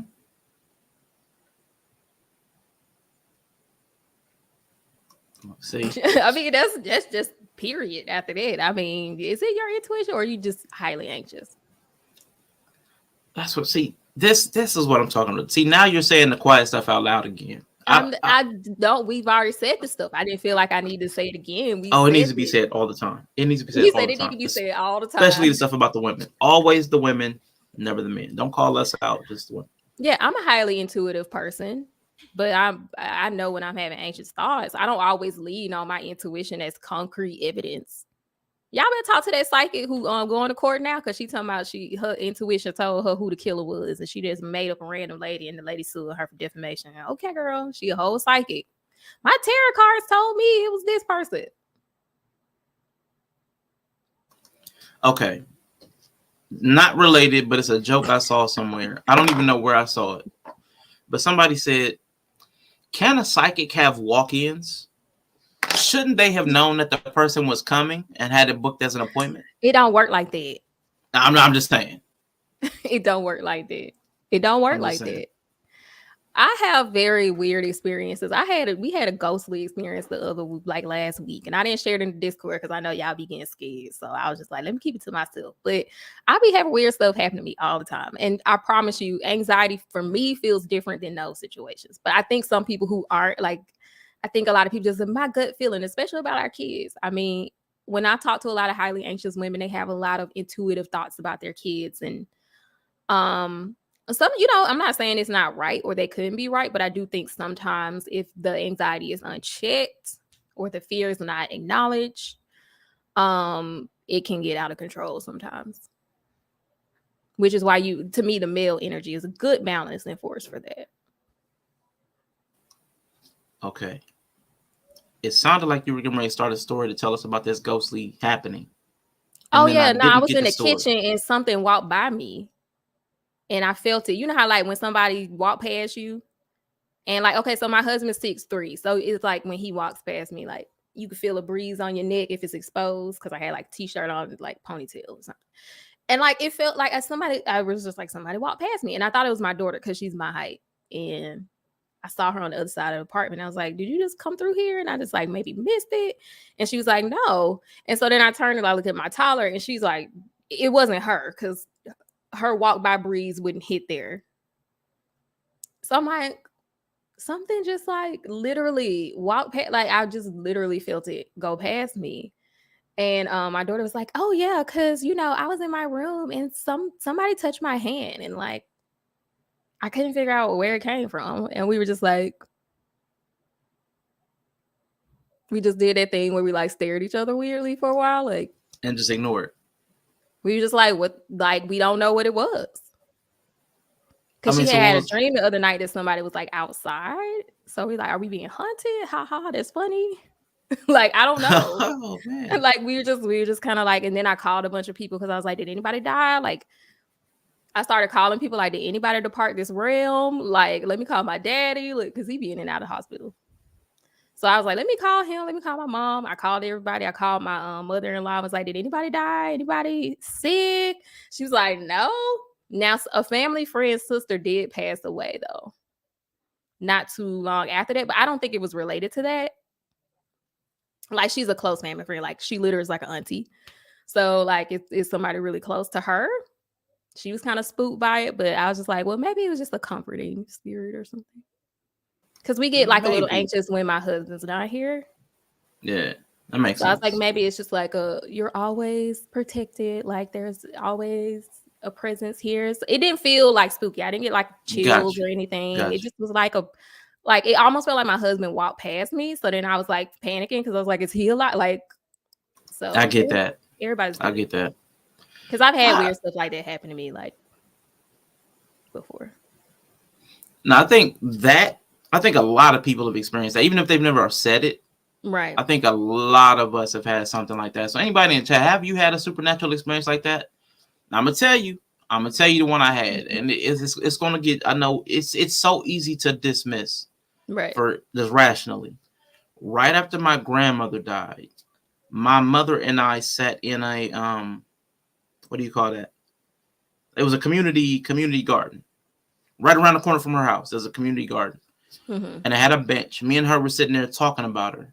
Now, I don't know about y'all cities, but in my city, we don't have ample, strange wildlife. Oh. A hummingbird comes flying up at this plant right in front of me and my mother and just hovers there for a while and then just flies away. I've never seen a hummingbird. You are. That's in like the weird city. Where, yeah, in the hood. In the hood. In the north, right? Columbus, Ohio. Yeah, So that's it's still, yeah. So a hummingbird. And I'm like, me and her both took it as a sign from my grandmother or something. Like, 'cause it was just so weird. A hummingbird in the garden comes up right up near us, like probably less than 6 feet away. Just kicking it and kind of like facing us, like for a good minute, and it just flew away. Completely just took off. I was like, okay, that was kind of weird. I think stuff like that happens all the time. Like, I was like, if somebody departed, they probably come by, maybe if you had one more chance to swing by and scare the shit out of everybody you love, I think I would take that opportunity. I would. Yeah. I would want to be able to push 5 stuff. minutes. What you got 5 minutes to spook everybody you love. What do you want to do? You said you're going to knock stuff over? I want to be able to knock stuff over. Like, I want to be able to Interstellar? I want to be able to be like a shadow in the hallway. Do the shadow in the hallway. Nah, man. I would have scared the shit out of them. I want them talking about it the rest of their life. You know what I'd like to be if I could? I'd like to be the figure in the picture where somebody takes a picture like out in front of a house or an apartment and there's a figure in the window, but you can kind of make it out, but you can't. I'd like to be that. I know Yellow from this where we were at before. One that bothers me when women say they are naturally a certain way when they mean so. Ooh, and I wanted to hit that comment because one of the things that I don't think we understand about men and women is that a lot of stuff we've been doing for a really long time is social conditioning. Yeah, it's not nature. We didn't know the difference between nature and nurture. The point of a society is to denature people, right? Yeah. I mean, because you would have to have the idea that we're animalistic at our very core. And so you're civilizing people to bring us out of barbarianism, to make us civilized, which means you're denaturing the people. Yeah. So unless we're barbarians, you can't really know what the natural state of humans are. I mean, what we are like naturally, unless you watched us in a more uncivilized state. That's a good point. It's like standardization almost. I didn't even think about that. Civilization is almost like domesticating an animal. Yeah. So you don't know what its nature is like because it's suppressed. Right. I mean, almost bred out of it. Yeah. Because you can get some like ideas, but I mean, you really don't like even how modern men exist. And we say like naturally y'all are like aggressive or y'all are violent, prone to violence and stuff like that. But who knows? Like if not to say that men wouldn't be able to do that stuff, but if you were just in your natural state where you would have acceptable outlets for that or able to express it in however you want it and it would be considered acceptable because it's nature, then I think that it would be a lot different because one, weaker men, just like if you go to Darwinism route, like if we really existed like in nature as we were supposed to be, like a lot of men wouldn't make it. A lot of us wouldn't make it.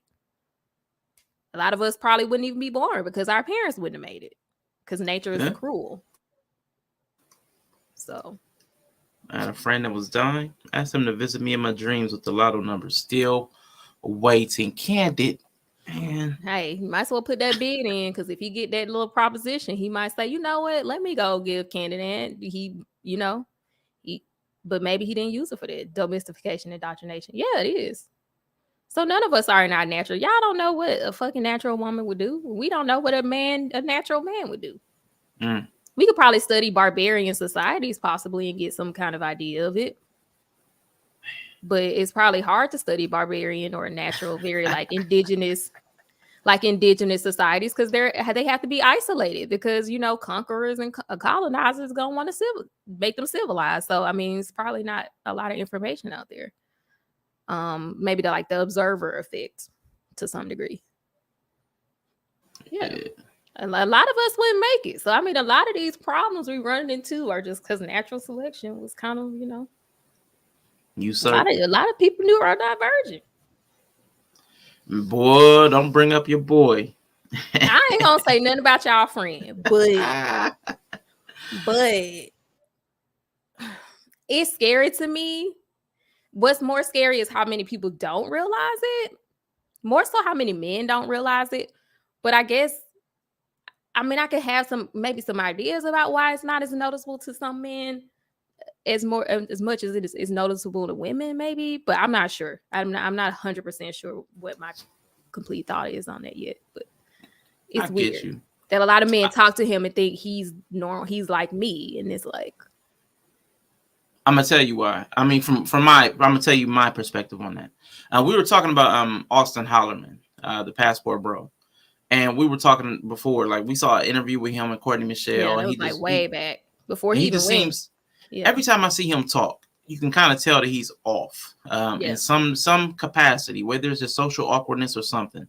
And that's what I was going to say. I think a lot of guys will just assume social awkwardness for him. I saw a comment section. I saw a comment section earlier, where somebody was talking about him, and it was like, because somebody was criticizing him, and they're like, "Come on, man, you see he's a lame." Like why are you judging him so hard? Even in ours, they were saying he's a lame. I'm like, he's not a lame, right? But they're misidentifying. And that's kind of what we were talking about earlier.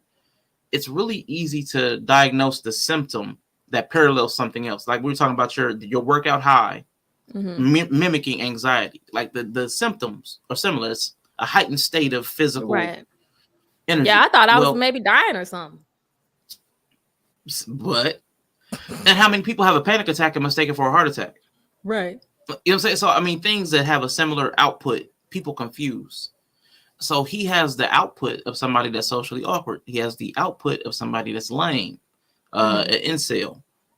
But that's as close as anybody can come to understanding it because they don't understand neurodivergence or they don't know too many people about they just don't know. Or don't know, or it's stigmatized to the point of it means this. Like when people think autism means one thing or, people have a view in their mind of what that means. And if the person doesn't fit, then they're like, well, they just a lame or they're a little weird. But it's like, no, you could be actually very pretty normal in most ways and just have some small issues with executive function or how you process emotions or reading emotions. And by all other accounts, I mean, Summer's on the Summer Mince Pies.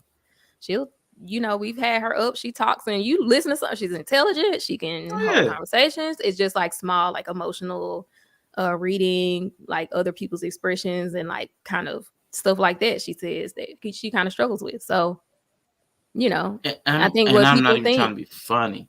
Only because you said it though, she picks up on stuff better than people who wouldn't identify themselves as being on the spectrum anywhere. Yeah. And the guy we're talking about is Austin Hollerman. Yeah. But I've seen so many people on panels where you have they're not an avatar. You can see the person's face. Yeah. Where they would show that they have no understanding of how somebody where the breakdown in the conversation was. Everybody else saw it. Okay, somebody's getting hot. But this person, I had no idea why he offended. And that's because she's highly intelligent. So maybe they're unintelligent and a little off. I mean, and she's highly intelligent. So like it's just the idea that people can't be even highly intelligent and on the spectrum. Like if you're not Rain Man, then you're not intelligent and all that. Like, no, you can just be intelligent as fuck and just have some small processing issues and be on the spectrum.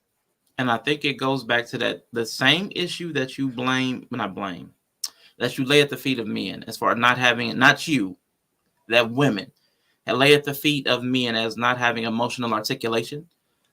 It's not just women dealing with men's inability to articulate a lot of things. It's like we'll have a word that feels sufficient, like lame, and we'll apply it to a lot of different things. So it's not, it's just trying to step off the misandry gas pedal. Okay. I mean, that's up to you. I don't mind because you know the misogyny is coming right behind it. So as long as you can take the misogyny, I don't care. I just. But that's the thing. People have to develop those things, and they have to know it's a problem, and they're never going to know it's a problem if we keep uplifting and upholding mediocrity. Yeah, but y'all gonna have to get y'all friends. Some of us are trying, but we don't have the largest voice because they want to hear. My daddy used to. That's why I got a problem. Is you like that's elitist? It's my daddy fault because he would like say, "Oh, what you want a hero cookie?" Like. You're not getting nothing for like I did my schoolwork. Would you want a hero cookie? But you can still get in trouble if you don't do it, but you don't get anything extra. It just has to be done. Like unless you exceed in some kind of way. Like if you top of your class or you do something that's like is an agreed upon merit, then we'll celebrate. But you just did what you supposed to do. I mean, girl. Come back when you did something like so but I just think it's like he said I'll take a hero sandwich. I think a lot of men just really want a lot for very little. I mean women too, we have our version of a lot but like I was saying, we want the man in the smutty romance novels, but we ain't the women in the smutty romance novels at all. So everybody want a lot for very little. And that's actually something I was leaning into a little bit last night. I think I sent you one of the videos. The leaving the sexual marketplace thing. That's where I was thinking. I was like, man, we have turned, and it's the culture. The problem is it's in the culture. Commercialism, capitalism, consumerism, it's our culture. So, of course, we adopt the values and principles and mechanisms of turning everything into a value-driven transaction. Right. So it makes perfect sense. It's logical when you think about it, but it doesn't. Nobody actually steps back and looks at our behavior as an outcome of our culture. Our behavior. Yeah, we don't exist in a vacuum. Like, and that's I agree with her assessment, but I just hate these kind of conversations. Like, leave the sexual market. You ain't leaving the sexual marketplace. Get out of here. I mean, you could choose to not be in relationships and all that, and I get it. I get philosophically what she's saying. I get the energy of it, but at the same time, it's like, well, we kind of have to have this conversation because of mediocrity. Like, no one actually has anything of merit to oftentimes bring to the table to be saying that you have a sexual marketplace value. To even be demanding what you're demanding. Like, I mean, that's a big part of the problem is that because people don't have merits anymore and don't have something they're striving to be the best or be competitive, then everybody's showing up bare minimum. Then I can see why the marketplace is fucked right now. So, but go ahead, finish my fault. I find that people who have something of value to bring, like merits, don't have these problems to the extent. I mean, you're going to have to filter through. You're going to have to work your way through. But ultimately, they'll probably get somewhat of the outcome they want to some degree. I think a lot of these conversations are had by people with large entitlement issues. But that goes back to the McDonald's. The people not having any merit. The people not having anything to offer. Well, then the consumerism says, well, you repackage it. You give it a clever title. You call it something else so that people want to buy it. Like a lot of things that are unhealthy for us are now marketed to us as like benefits. 100% natural beef. But I would even say stuff like the convenience of plastic. Like when we did that thing talking about the what's in these plastics. Yeah. Like it's messing us up. Or so many things in the food, that they know were like off, like was it byproducts of manufacturing. Hey, what are we going to do with this soot? I don't know. Let's try putting it in stuff until we figure out what we can do with this, so that we don't want to waste anything. Soy, like how the effect soy have on men, and just like a bunch of food, like and these are known things, like and they just kind of still be just cruising along, like we gonna keep eating this. We gonna keep putting in food too. Yeah, but if that's how we are, that's part of our culture. We use everything, no matter how useless it is, because we'll find another use for it, and then we'll sell that use. Well, then us as people, we're going to do the same thing. Man, right? I know I'm trash at this. I'm just going to repackage it. My violence. I love too hard. I love too hard. I'm super protective. It's like the resume effect. Exactly. We rebrand everything, and we'll rebrand our trashness. Experience. You're just delusionizing yourself. That's not even a word, but you're just making yourself delusional because nobody else believes it. Culture. Nobody believes it because we experience the negative. You just hexed yourself. You repackaged it for yourself. I promise you, nobody was looking at you like, he really convinced me on that one. But that's the thing, though. The people that deal with you know that it's negative. Right. But as we're talking about this social media, other people that have similar attunement, people that are in like mind, they adopt that language, which is like the whole sphere. Yeah. A red pill, manosphere, pink, all those are, hey, we have something negative about us that we're being rejected by a segment of society. We're not emotionally deficient. Women are just whatever, insert red pill rhetoric reason why you can't emotionally connect to humans. And then it excuses it, and then you try to market it under a different name. I'm an alpha. I'm a leader. You see what I'm saying? It's the same problem. You have the exact same problem. You still have a husk of potato, but it's salted well, and then somebody's going to buy it. It's the exact same thing. So we're taking on the identity of consumerism, and we're all coming in mediocre and subpar and unhealthy. And we're selling ourselves to everybody else in a vain way. We're dressing it up, makeup and filters and men and fake. Rest in peace, Snapcam. Rest in peace, Snapcam. But we're presenting ourselves to be more than we are. I was just listening to two different people. I heard. I think Mr. He Said played one, and I saw somebody on IG of all places where they talked about people are just making stuff up. No, it was Omawale. People on IG aren't even doing the things that they say they're doing. Like you can just buy the scrubs and pretend to be a doctor. Oh yeah, and that's on that video about TikTok. The one you sent. Got you. And then if somebody else talking about it, she said she was from Amazon and she made this much money selling stuff on Amazon. Posted that one, yeah. Oh, that was it. Okay, so okay, but that's see, I've consumed so much I don't even know where I got it all from. But they were just pointing out the fact that a lot of people are putting themselves off as something that they're not. But it's easy to do. It's easy to dress up a low vibrational plate and sell it. Somebody will buy it. Somebody will buy it. On social media, I mean, that's the power of aesthetics. You can tap into whatever aesthetic you want, and people generally will accept that it's kind of what you are. People look for things, like the shape of a sentence. People look for. Oh, don't go back to that. I'm just saying the shape of a sentence. That's my favorite thing now. I'm like, I kind of get it. I kind of get it, the shape of a sentence. But yeah, I think that's kind of how people are living life. They skimming. They just skimming. It's like no deep diving or nothing. You just skimming, I don't know if I want to go here. The shape of a sentence? Not the shape of a sentence, Bree, but there's a lot of people selling the shape of a woman. Yeah. And there's a lot of men who cool with the shape of a woman. Yeah, There's a lot of that made me McDonald's think of the fries movie where out the here. lady was fucking the fish man. That's one of my favorite. What was that called? The Shape of Water. The Shape of Water. Yeah, I actually enjoyed that movie a little too much.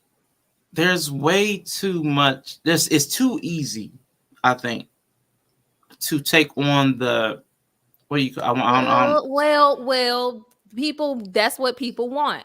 If you don't want the human aspect of the person, then you want something like a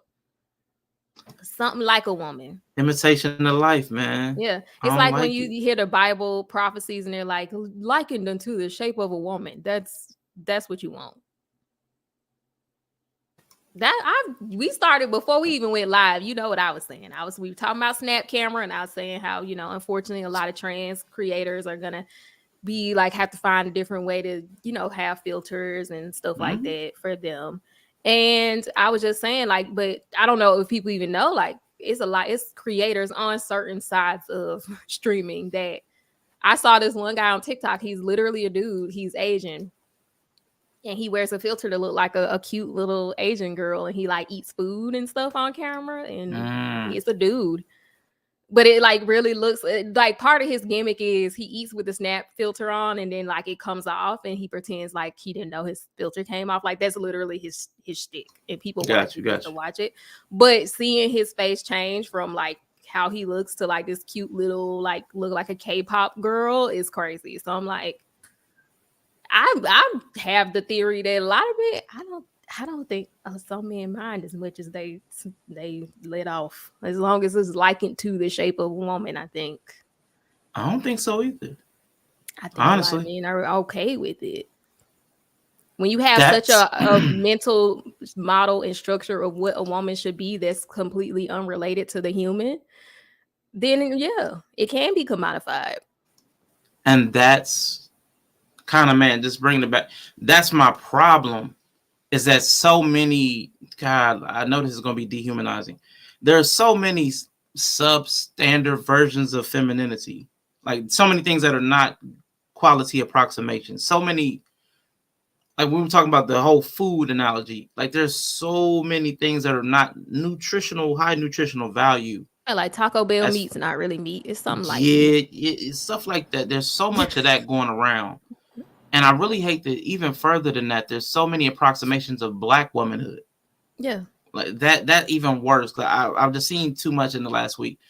There's so many approximations that it makes me wonder how we can, golly. I said, but that's what I'm going, like tying this back to the mediocrity too. That why can't we see the authentic thing and it be so distinguishable? Like, why are we seeing so much mediocrity that's acceptable? Like you said, like most men don't seem to care. How is it that womanhood has been so devalued that any approximation of it is acceptable? Because I know you can't hand everybody any approximation of a vehicle and they'll be okay with it. No, that doesn't drive. It doesn't drive the same. I think men are more specific about their Jordans than they are. I mean, maybe Bree off-brand ones, but hey, if they look close enough, we know we'll buy that shit too. But I think there's a double-edged sword on that. I think going back to that red lipstick vibes conversation, I don't think a lot of guys have received the humanity of a woman to know that there's something more than the parts, because that's not easily replicated. No, that's not something you could. That's not something a filter can give you. No, most people don't. I mean, most people are out here objectified, and you know, I don't know. Most people don't find value in experiencing humans. I don't know. Starts very early. Yes. People don't enjoy their kids. People don't enjoy. If we all came from being kids, a lot of y'all parents didn't enjoy y'all. Hater. I'm not hating. I'm just saying a lot of y'all parents, from what I've heard, didn't enjoy y'all. Like didn't enjoy y'all as a human. It was just like kids. That's you know? I'm supposed to have them. They be around tearing my shit up. Like that's true. Like they don't enjoy. Most parents sound like they didn't enjoy their kids. So, I mean, we came into, you know, life kind of seeing people not enjoying each other or acknowledging the human, you know, behind the dysfunction or the problems. So I don't think it's something that, I don't know how you would unlearn that. I mean, there are Yes. value systems that can reorient you. The Christian model's supposed to do that, but you know, it's gotten too religious, too big. Mhm. But I found for me that it works. My belief in God does that for me, because I have the tendency to I could really just be like detached. So I've found that helps me. I think it will help a lot of people to find a stable, founded structure that their values and morals were based on. I think it would ground a lot of people.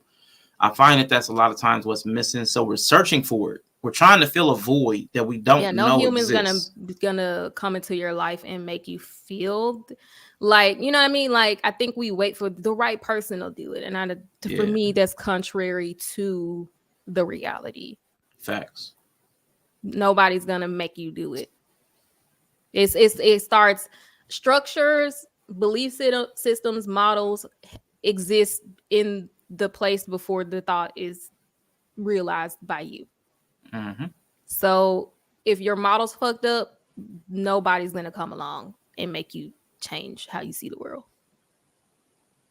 I do agree with that. So they don't want to experience other humans. They want to be the experience to the world. They think they're so special. The world owes them a favor for showing up. That's the thing. Everybody. That's me. We brand it. Everybody. We are branding ourselves as an experience. We're like the Ooh, language it's like of it's like when you pay to go to one of them pop-up experiences. Like I went to this Stranger Thing one. It was so bad, and you had to pay all this money for this Stranger Thing pop-up experience, and it was mid as fuck. Or that Van Gogh experience in Atlanta, and it's basically just fucking projections on the wall, and they charge you like $50 for that shit. Yep. And I was like, this is not a fucking experience. This is projections on fucking wall. Sorry. that's an experience. You experience projections. I experienced being ripped off. No, you got what you paid for. They said You it saw was the projected. way they said it was gonna be experienced. I was like, I'm waiting for the rest of the experience. That's the trick, though. You have to just sell yourself. That's the whole thing. We're commodifying humanity. You have to sell yourself as the experience. So when somebody says, "Why I consumed too much Kendra this week," why should somebody pick you? Because I'm me. I'm the experience. Yeah, that You one should guy want to had a gun experience and me. a big bag of weed. I was like, I don't know if that's the experience I But want somebody to have. might want that experience because it's been sold as something else. He's a protector and a provider. He's got a gun and he has to sell weed to sell. That's somebody's version. I promise you. I know some people that be like, oh, he's a hustler. I know some people. I guess it's like when I'm a for whole me, vibe. you know, my heart ain't been right since I had my last child. And so we went to Universal and I got on that freaking Harry Potter ride. It was like a hybrid ride. I was like, see, this was not the kind of experience for me. My little heart can't take it no more. So sometimes you got to realize you can't handle certain experiences. So when you start hearing some, you know, you get on the ride, you're like, okay, what kind of ride is this? Yeah, this sounded like an experience I don't need and I can't handle, and just leave it alone. Mm-hmm. You can always pick up on the context of the experience. You got to learn to look for it. So I don't know how people are getting so gypped. I don't know. I don't think anybody's ever been that good at. Well, I don't know. We're conditioned for advertising. We're conditioned to accept it, to fall for it. Like all this stuff is being cultured, Brie. I'm seeing it and I hate it because it's hard. Because from the womb to the tomb, you are being sold. You can get out of it. I think bought and sold. I'm seeing it. I'm like, oh my God. Okay, so if you exist in it now, what? We have to find to be healthy. If we want to be healthy, like you talked about with the working out, like you talked about with the food. If you want to be healthy, you have to find a way, even amongst it, you have to find a way to pull yourself away from it. Like you said, whether it's the intermittent fasting, we have to retrain our minds through small steps. Like you said, baby steps. Start with the baby steps. Start by changing up the way you do things. I think it's a red flag for people who don't have like good friendships. That's one way. That's one too. Why is it not considered a red flag? Like for me, I don't know. Why is that not really considered a red? If you don't have any close friends, like that's a fucking red flag, bro. But that's something also we've started to sell ourselves. No new that's friends. an okay thing. Yeah, exactly. You can't trust nobody. Men and women ain't friends. Okay, well, I'm looking at you like a fucking red flag if you don't have any close friends. And when I say close, I mean you ain't got nobody you could talk to if something went down. I'm not talking about them fly by night friends that you ain't talked to in months and stuff be happening to them and you don't know. I'm talking about a real friend. And if you don't know what a real friend is, I'm also still looking at you. You're right. The bad part is most people don't understand that. It's not the fact people can't handle the experience. It's the fact that the experience is trash. Somebody just said something similar that I was watching. They're like, why does a guy have to handle you? We're adults. You should be handling yourself. You shouldn't have to be handled. But what if some people just desire trash experiences as well? But that's what we're talking about. We talked about the whole nature versus nurture thing. Some people we're being pushed to accept trash. Like it's a part of our culture. But see, the way human and feedback loops work, if nobody was accepting the trash, it would quickly be realized that being trash is mid.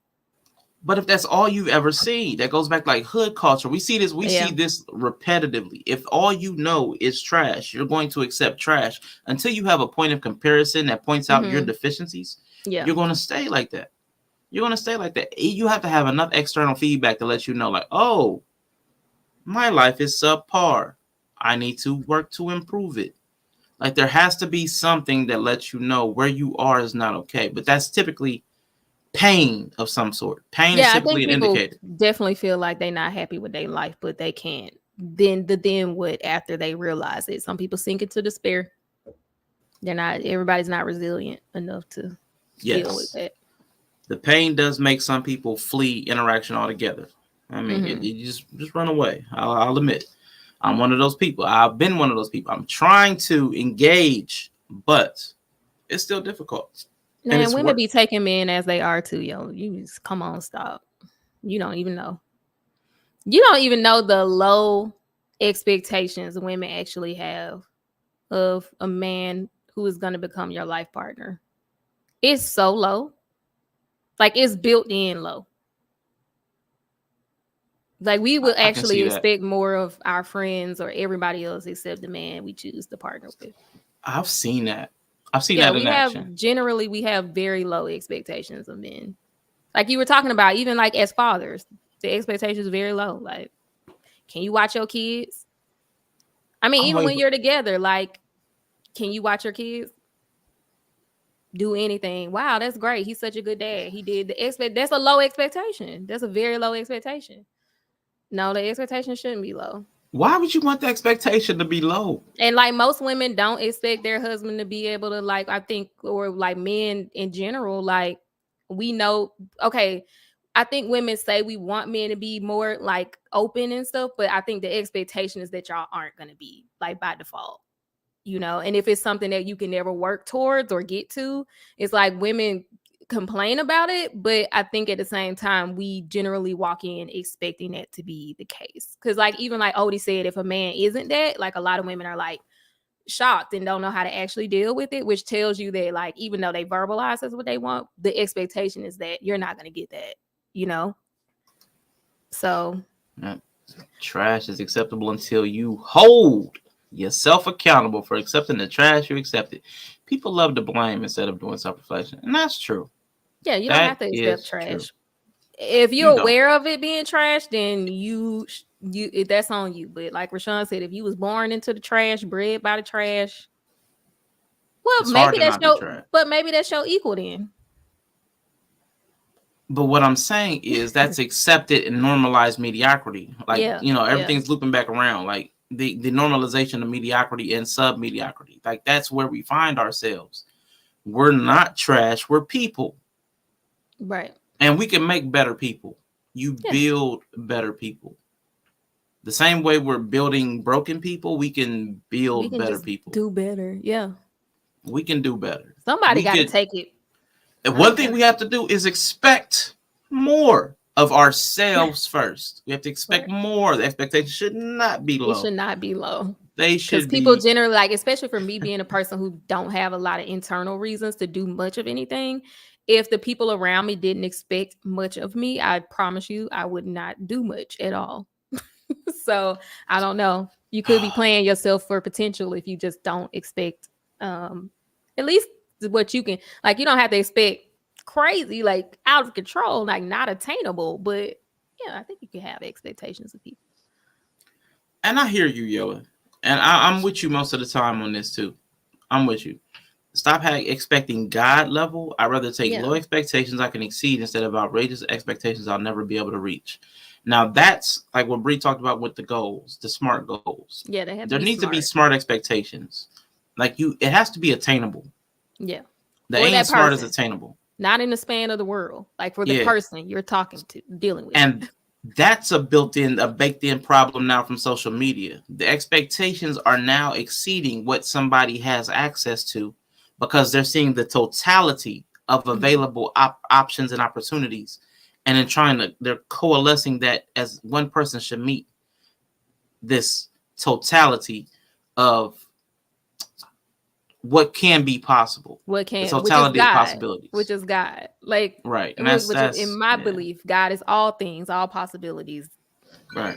So if you is like, well, I mean, I don't see why not. I always in personal conversations, if I'm having a back and forth with somebody to try to walk them through a thought process and they start to say, well, you know, like, I don't know, sometimes you'll ask them a pretty straightforward question about their own experience and they'll go to like, well, I don't see why not, or it should be possible. I don't like maybe one day, or like these things that tell you that they're thinking in the realm of what's possible in a bigger way. I try to bring them back down to the self, or if they're talking about someone else, the person that they're actually, you got to re-embody people in those conversations. Cause I think a lot of us have an unhealthy habit of, you know, projecting too far out into the ether of what's possible. Well, why can't he should be able to treat me this way? And it's like, well, yeah, if we're talking about in all the possibilities of all the possibilities, yeah, people should treat you with the respect and should not hurt people and should, but we're not talking about that. We're talking about them, this person right here. So I don't know.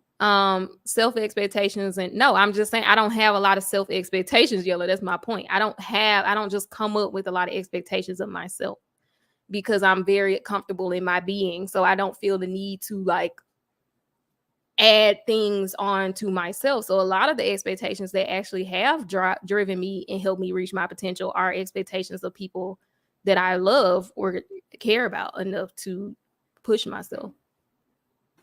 Yeah, and I understood you, Yellow. When I was talking from me myself, when I was talking about from somebody else. So like the one that sticks out in my mind was this lady on Iyanla Vanzant. And she was putting these expectations on her son of being an ideal man. This man was a father. He was married to the children's mother. So his wife bore their children. So it was the traditional nuclear family. He was working and well-educated, well-spoken, well-groomed, everything that you could imagine that you might want from a son. But he still had not met her ideal. Now, to me, that kind of disappointment is that God level ideal where you're seeing all of these other things. Maybe he didn't have the career. Maybe he wasn't a doctor or a lawyer. There's something that was in her head that she couldn't even articulate when Iyanla pressed her on it. That was part of an ideal that he couldn't meet. So if she couldn't articulate it, there was no way he could ever even meet it. So that's one of my issues when, especially in the dating conversations, men and women are putting unrealistic, unarticulated conversations, unattainable expectations on each other. So that's my problem with that. They do put God level expectations. So I know what you're talking about because nobody can be everything that these people are looking for. Right. But that's also because we've normalized a lot of trash. That's what we accept. But we also internalize a lot of filtered, manufactured, propagandized realities. So what you're looking for is something fictitious because a lot of people live false lives, but that's what we're consuming people over the internet. So if everything's made up, filtered, fake, phony, rented, well, somebody's trying to attain a lifestyle that's not realistic, but somebody's setting their expectations based on, well, he had this kind of a life. That's the kind of life I want my man or my woman to provide or bring into my life, but it's not real. but we're setting our temperature, we're setting the tone based on the stuff from the internet, which is not a realistic. That's not in our what we call the accountability radius. You don't have enough information to even glean don't about have why the they're access. what contributed to their success, what models do they have, like, you know, that's the stuff you kind of would need to know to understand a person's success or how they got to where they got. And that goes back to Kevin Samuels always talked about, well, have you dated one of these high value men? Yeah. Or are you related to any of these high value men? Well, you're looking for something you don't have access to, or you would already have knowledge of it. So you can't expect something that you have no working knowledge of. It doesn't even make sense. Me trying to expecting a Ferrari, and I have never been around a Ferrari. I don't even know if I could fit in a Ferrari, but I'm expecting one, not hoping for one or wishing for one, expecting. That's where the problem comes in. Let me just read this real quick, just like, go ahead. It wasn't her idea of a man similar to the man she wants in her life. That man don't exist and she can't manifest it. It's her son either. Yeah, that's the problem. Go ahead, Brie.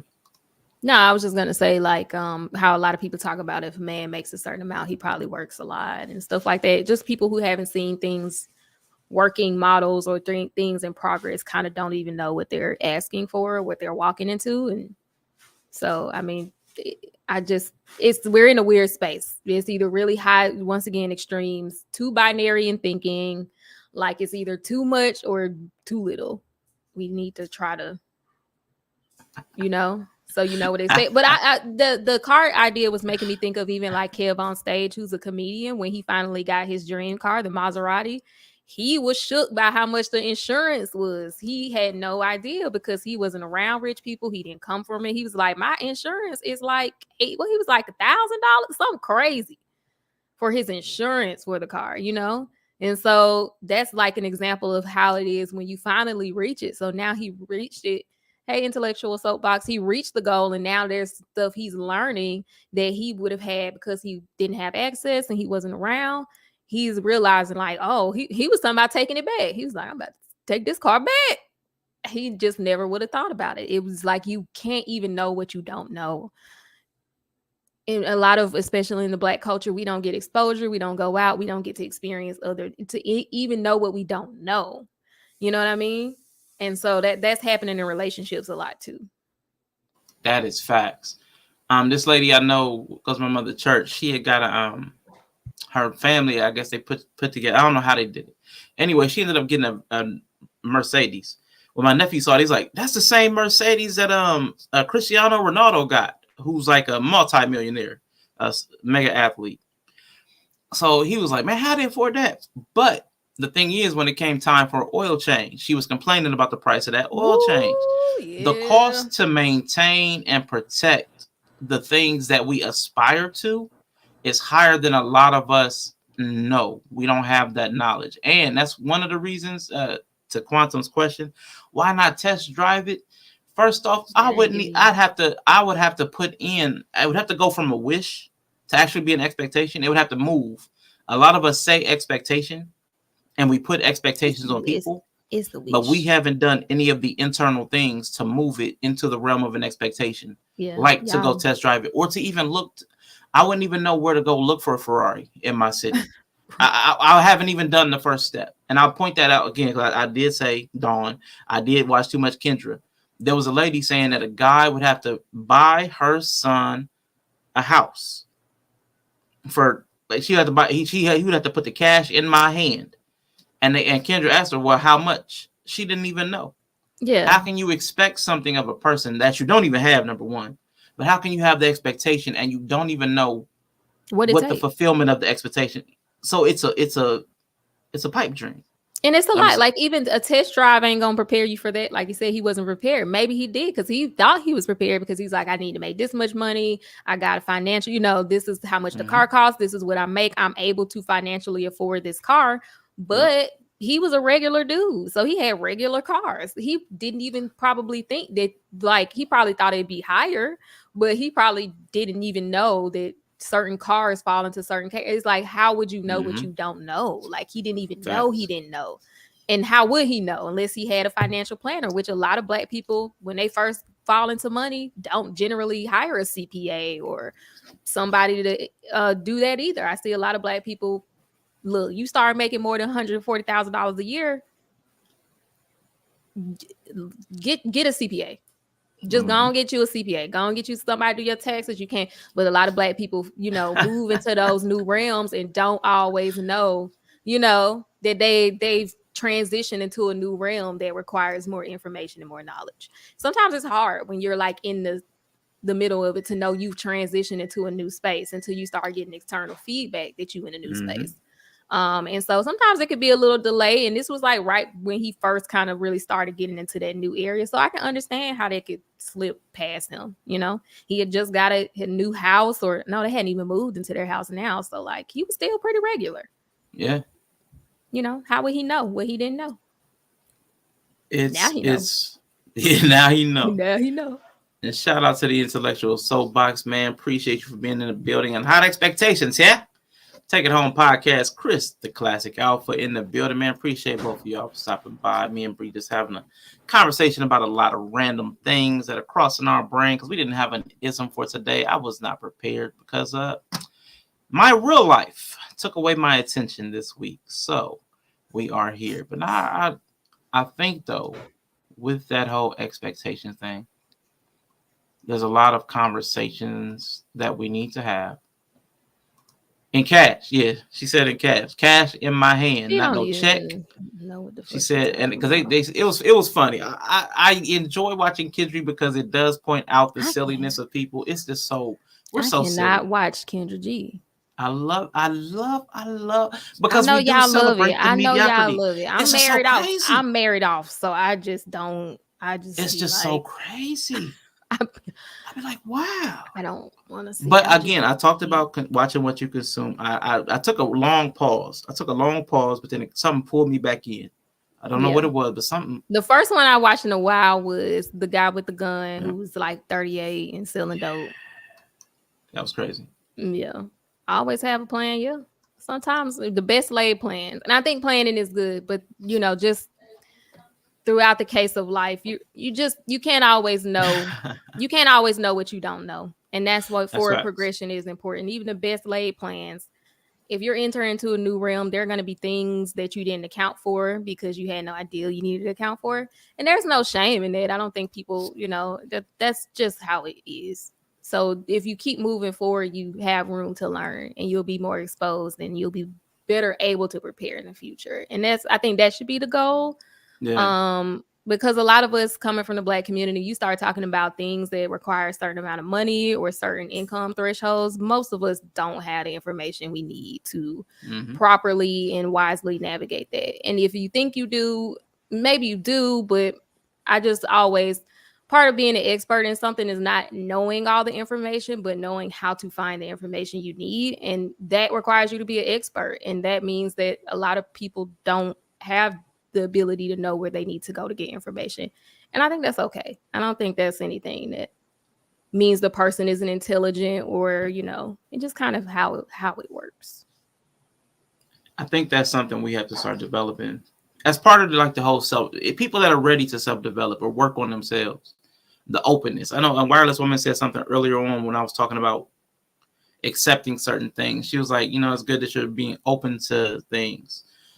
And it's like, there's a lot of us that are closed off to the idea of being wrong. Like there's so much shame or something attached to being wrong or being ignorant and failure. Ignorance, failure, and being wrong.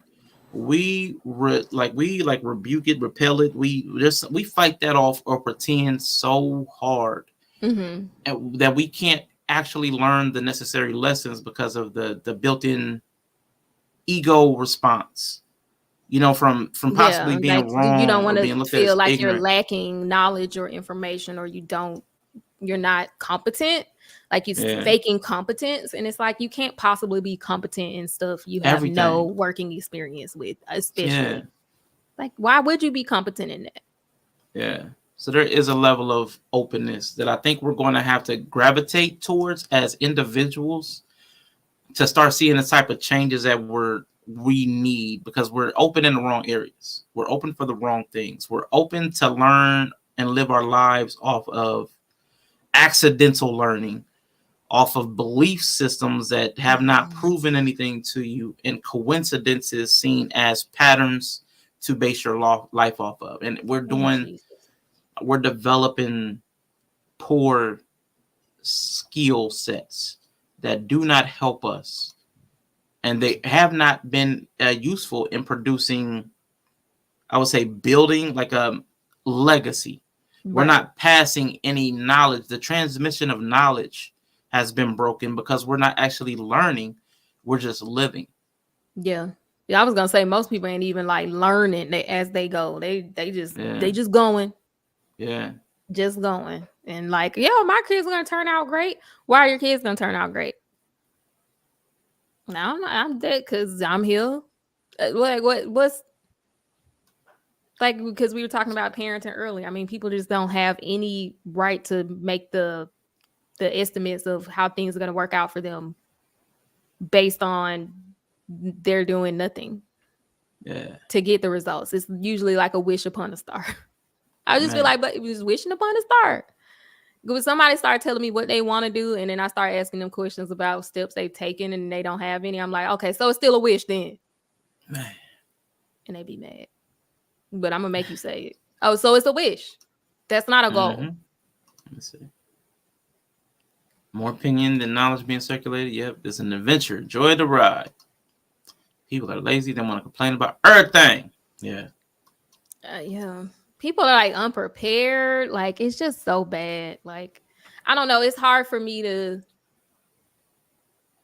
I think some shame really is good to some degree. Mm-hmm. But I think shame comes in sometimes at the wrong part. At the wrong parts. Yeah, for the Black community, a lot of times, and us. I mean, I only come to that place because I've transitioned. Like, my life has been a spectrum in a lot of ways.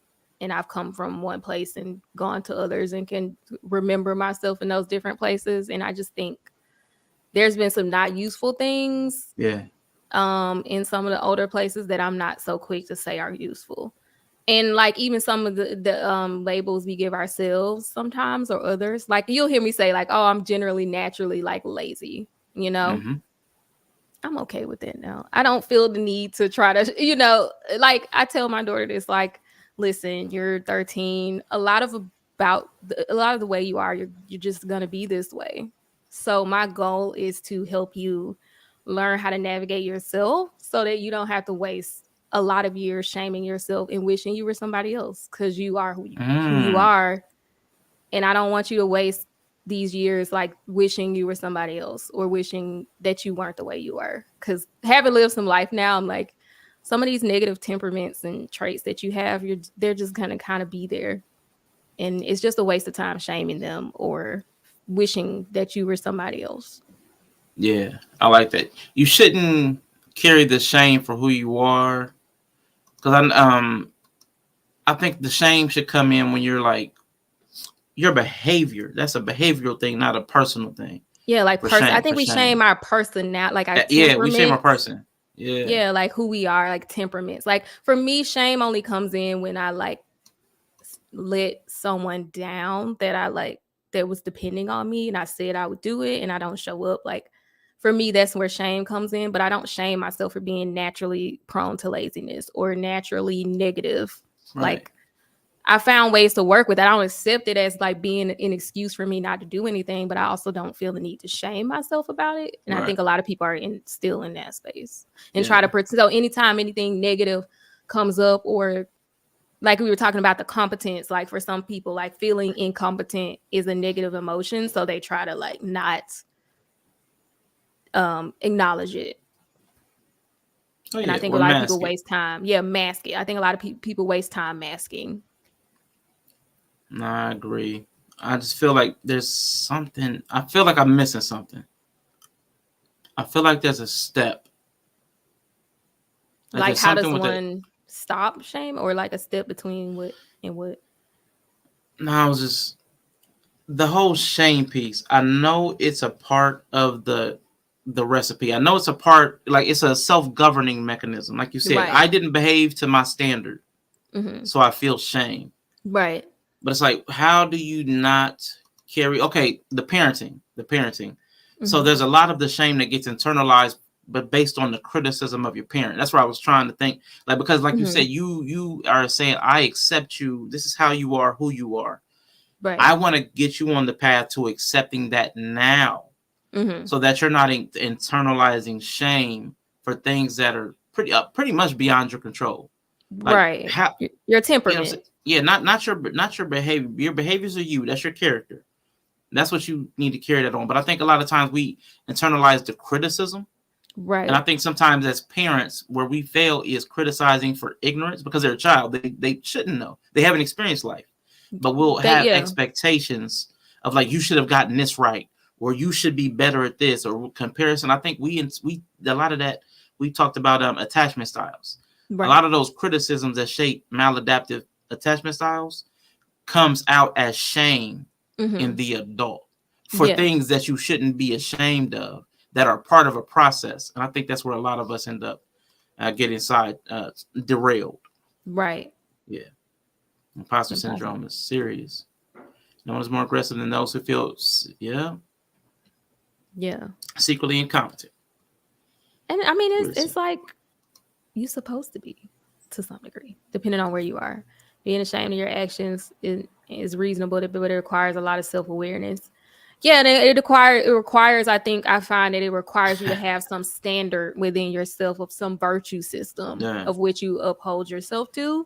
For me, I think, because once again, I don't feel a lot about a lot. Like, I don't feel a lot of things are necessary beyond vanity or vain reasons. And I'm okay with vanity and vain reasons, but like, that's not going to be enough for me to do something I don't want to do, right? Let's be real. Like, so the virtue system that I have within myself is the thing that holds me to a higher standard. And I think my parents did establish that, because like I said, my dad would drag us if we demanded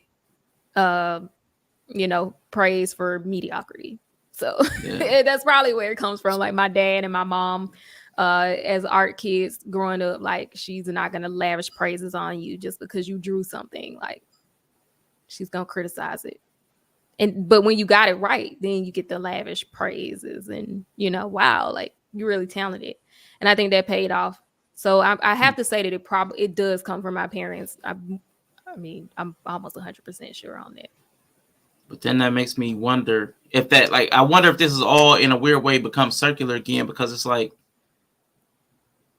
what if that normalized culture mediocrity was our way of avoiding the shame of not trying, or trying, or the shame of, I feel like it was the shame of like you don't want to try and fail, one, because that feels bad, and then the incompetence. Like, how many of our parents probably couldn't just break down and say, I can't help you with your homework? Instead, they just yelled at you when you didn't get it right. Or like, I'm not competent enough to help you get into college or help you study for this. Let me, and I think a lot of parents mask their incompetence.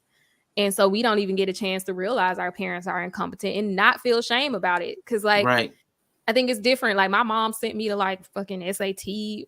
But we be knowing. We know that they can't help us with the homework.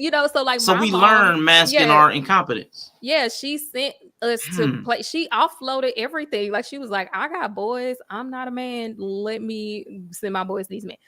My daughter, you need to do the SAT. Let me send you to the SAT prep camp. Like, she always offloaded if she didn't have the competence to do it herself. And she never felt a way about that, Yeah.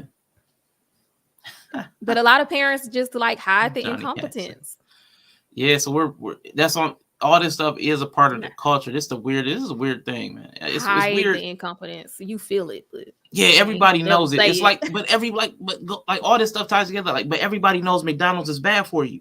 Right. Like, but we know this stuff. We know this stuff, but we're caught in a cycle of perpetuating like poor performance and celebrating it and advertising it and promoting it and sprinkling something on it that makes it palatable and tastes good. Like, there's a lot of, it's so weird to see this. Who said you had to be everything? It's weird, man. It's so and that's weird. why I think even as a wife, I'm like, who said I had to be everything? Like, who said Yeah. I couldn't be a good wife just because I don't fucking enjoy washing dishes? Yeah, right. Who said I had to be everything? Like, who said that? Nobody said that. You don't have to be everything. You can be incompetent. Like, my husband knows how to load a dishwasher better than me. Who fucking cares? Like, I mean, it's like I don't have to sit here and grandstand because I'm the wife. My dishwasher loading is superior because I have a vagina. Yeah. It's like, You don't got to be Martha Stewart. no. I mean, I'm not gonna be, and I spend a lot of time wasting energy wishing that my real temperament meant that, you know, my true temperament means that I will never be fucking Martha Stewart. Mm-hmm. You can like Vilma, I can like McDonald's. Wow. Run that 20-piece Dougie. So yeah, I think you just waste a lot of times. My parents were very accepting of who I was, but even in adulthood, I had to even learn to accept myself. But I think coming from a place of your parents accepting you makes that process a lot easier, I'm sure. But you still got to go through it again. Like, you got to learn to accept yourself. So Yeah, that's been a hard one. And what I'm trying to do now is move the shame from failing to the shame actually being never trying. yeah, Like that whole potential thing, like realizing potential. I'm trying to shift where I place the shame. That's part of my process. That's like this last week. That's I've been trying to internalize some principles. So it's been costing me emotional energy. yeah, because you'd be so You know what I'm saying? aware of it when you be trying to do something new. Oh, it's just like so much energy and awareness is required to stay not in autopilot. It's really hard.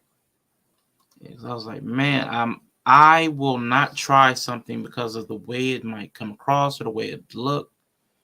And I'm like, man, but I wind up not trying, and just not trying. That's the real failure. Like if I tried it, I mean, nobody knows. It's unlimited potential because I haven't tried it. Like the Schrodinger's cat. It's alive and dead until you lift the lid, until you do something with it. That's true. Yeah, it just so exists in your head, and existing in your head is not. I mean, unfortunately, I think I've even had to coach my children through that process of like, well, it doesn't exist. Like, it exists in your head, but I mean, that's not existence, is it? If you were still just a thought in God's mind, if you know, because we believe in God over here. So if you were still just a thought in his mind, that doesn't mean you exist here where I can see you and interact with you and talk to you. So it's like, no, thoughts don't exist. What you were gonna do and what you were trying to do doesn't matter to me. I have to be very, unfortunately, I have to be very concrete in that way. Sometimes I have to exact out consequences based on objective things, and I don't always want to do that, but I have to, you know? And that's hard for me. But God, that's hard for me because I generally don't ever want to punish my kids, and I don't want to do stuff like that, but I have to. No, I feel you. Those are some quality tools that I think more parents need to learn to do. I think the things we've been doing are more harm than good. But Don Harden says, but you were right. Our internalized shame has been the legacy we will pay any price to distance ourselves from. Shame cannot sustain a learning. Absolutely cannot sustain a learning process. It gets That's in the why way. we struggle with our own language. Yeah. It gets in the way. And for me, I don't like extra steps. Marcus. So if I'm about to be shaming myself for something, I'm not finna do it. Yeah. So that kind of comes an eternal locus of control too. Yeah. Like, let me not do something that I'm be ruminating on for the next fucking 3 months, bro. Because I'm trying to figure that out. I promise you. I'm trying to like back map. I'm trying to like, what do you call it? Reverse engineer. Yeah. If I know this is something that I'm going to be bothered by not doing, like, let me just do it. Just do it. Like, it's so hard. It shouldn't be that hard, but it really be that hard. Like, I hate it. Like, you know, I was talking about giving the example of laying in bed and never wanting to really get up. It's always a thing. I have to negotiate myself out of bed, and like, it's always like, get up, because if you knew you wake up at 9, you know, if you lay in here past 30 minutes, you're going to start feeling like, oh, I should get up, and oh, I've been laying in the bed for too long. You're going to start having a shameful rhetoric for yourself. Just get up. Just get up.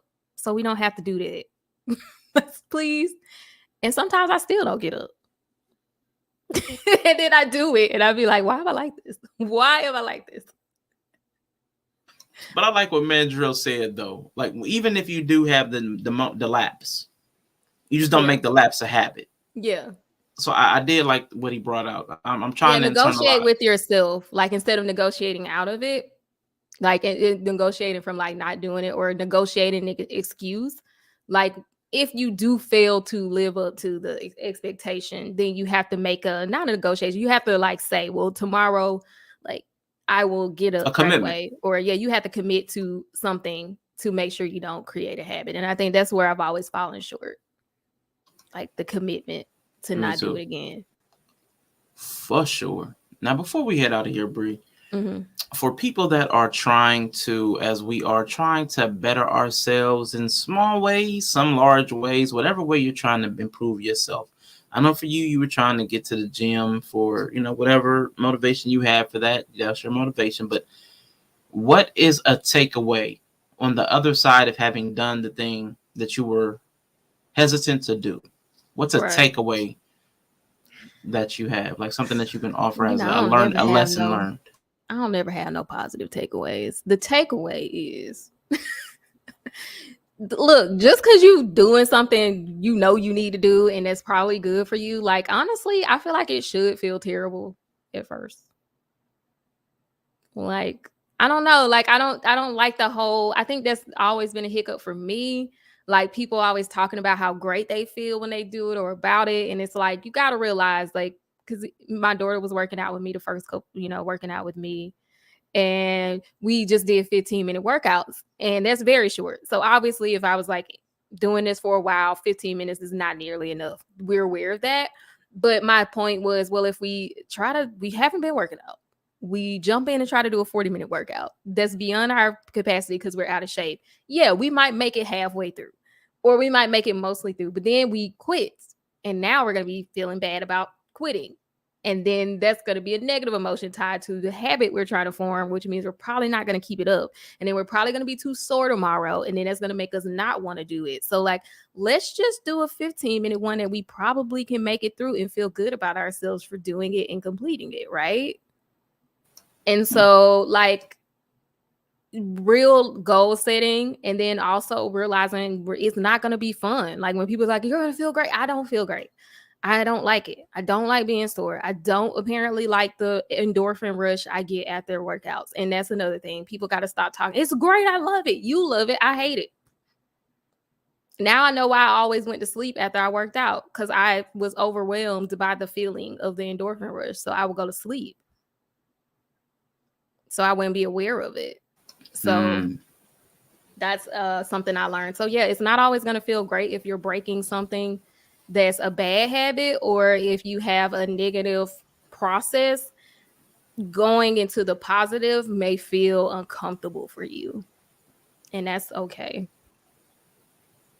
That's my main takeaway. I'm hating all this shit. I mean, it's kind of nice to like get tasks done. Like there is some gratification in like, oh, look, I got these things done. Like it's like mental. I can feel the mental load of like not having all these tasks in my head all the time that I'm not getting done. Like that's nice. But I'm with you. It's not fun. Yeah, honestly, it's the weirdest thing. I would articulate it just a slightly different, like the task itself. I got no gratification from getting the task I was supposed to do done. No. What I did do, what I did actually accomplish was I did not have the train of negative emotions. That's what was cut out. The train or days or weeks of negative emotion from not having done what I was supposed to. What is up? Hey, all is well. All is well. Thank you for coming through. Yeah, cutting out the shame loop, I think, is the goal for me.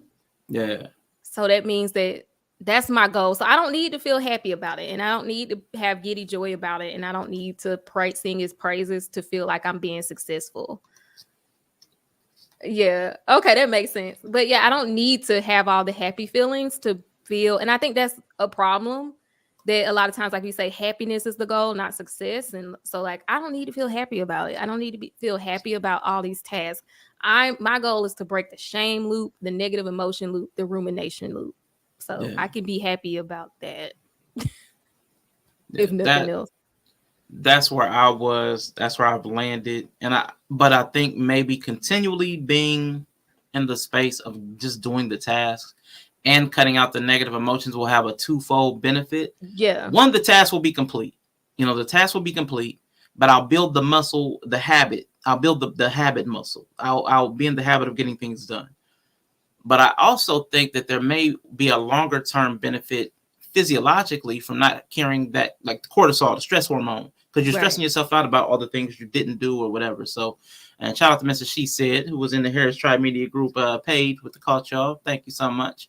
Appreciate you for coming through. Lovely talk over there on Red Lipstick Vibes. I really enjoyed that conversation. We were singing y'all's praises. So you ladies did an amazing job with that conversation. It was definitely a touching, I'll say, a tribute to intimacy and relationship. I think a lot of times that gets lost. So thank you for being a part of that conversation. I enjoyed it. And I know Bree did as well. It was good. Yeah, that was some good positive energy for me to clean the house, because I keep saying, so that got me through. Yeah. At least I had some positive emotions while I was doing it, because it wasn't for me. So I think we're a lot alike in that way, though. But I be trying to be real about it, because for me, I always run across the optimists, and I just never connect to that. Like, oh, I love it, and it's great, and I just don't. It feels so fake sometimes. It feels so fake. I'm surrounded by a lot of optimistic people generally. All of my friends aren't like me. Like, I have a very, vastly different friend group. Shy Cutie is definitely an optimist. She always smiling. Yeah. She always laughing. Like, it's genuine too. I'd be like, how are you? Even like, we've known each other since I was 14, and that's like always our bonding point, because I'm like Wednesday Addams and she's like in it. Like, we just bond like that. But she's very much so optimist, upbeat, peppy, just on that higher side. And I just be down. I'm like Daria. I just be down here chilling. So I'm with you. I don't hear a lot of people like me talk about what it's like for them to try to do stuff. Yeah. And it'd be basic stuff, but we gotta, some of us gotta admit, like, it'd be a struggle. It'd be a struggle. I told Medrill last week, man, I still am working out of a laundry bag instead of folding the stuff. Like, that's not one of the tasks I did. I did the outside tasks. The stuff I needed to do in the world. Like, I took back this cable equipment that's been sitting over here for months. I took that back, and I did all these little things that were inconsequential in the grand scheme of things, but they were just building up. Tasks generally are inconsequential until you don't do them. They weren't charging me for it. It was just here, but I'm like, you know what? And they had my name wrong, so I'm like, I'm gonna get that corrected. It was just like a whole series of little dumb things that I did, and I was like, you know what? I'm just gonna do them. Gonna do them. So now I gotta do the inside ones. I think people call it lazy. I'm like, I'm gonna put on the crown of lazy people, because you know what? Y'all gonna stop shaming lazy. Y'all don't know what lazy people go through. Okay. It's just, y'all need our creativity. If you just let laziness conquer you, it's problematic. But I'm gonna need y'all to start acting like we the worst thing on the planet, because it's the worst type. It's the worst. Yeah. I'm a creative person, and I don't prefer to use my energy for that kind of stuff. But yeah, I would like to hear more people who are on the lazier side or struggle with mundane tasks to come just talk about how they feel. You can conquer it. That's great, but can we first just start talking about how we feel for real? Like, when you go look at them dishes in the sink, or when you go be like looking at that laundry, or you have to wash your load like 5 times because you keep on forgetting to move it to the dryer. And I waited for the snow to melt. I was like, my God, I do not want to shovel. I was like, please. I would never. I couldn't even dream of shoveling snow. I do a lot of times, but man, this winter I've been like, you know what? I bought salt. I'm just throwing a bunch of salt out there. Like, I don't know. I couldn't even imagine. I'm not a man, but I'm just like, I couldn't even imagine like actually getting up to shovel snow. That's gonna melt. But worse is when you shovel and then it keeps snowing. Yeah, see, and it's like right back. I'm that person who's gonna wait to the end of fall to rake leaves. you're never gonna catch me raking leaves. That's a waste Before of the energy. tree gotta Oh be yeah, I bald. lived in a neighborhood with a homeowners association. Boy, let me tell you, they hated me. They hated me. And managing the time well, it is hard. He said never show a wife. Yeah, I'm not gonna do that. It ain't that. I'm not that pressed about it. And I don't fold clothes. I done told you I got a bench. All my clothes are in it. If it's gotta be folded for me to wear it, I'm probably not gonna wear it. I do hang up my dresses. I have a lot of dresses, so they hang. But regular everyday clothes, I'm not a clothes folder. I tried it for like 2 months, and I was like, this is stupid. This is stupid. Why do people fold clothes? I'm with you. I Tell fold me, what Rashawn, needs to why be you fold folded. them? I fold what needs to be folded. My shirts are hanging. My pants are folded. But it's other stuff like t-shirts and you know what I'm saying, like little lounge wear. I'm never And fucking folding a t-shirt. it's for space. The drawers almost require you to fold things because if you just throw anything in like willy-nilly or just ball it up in there, it takes up too much space. It needs to be folded to fit right in the drawers, which annoys me. I don't know. Is it the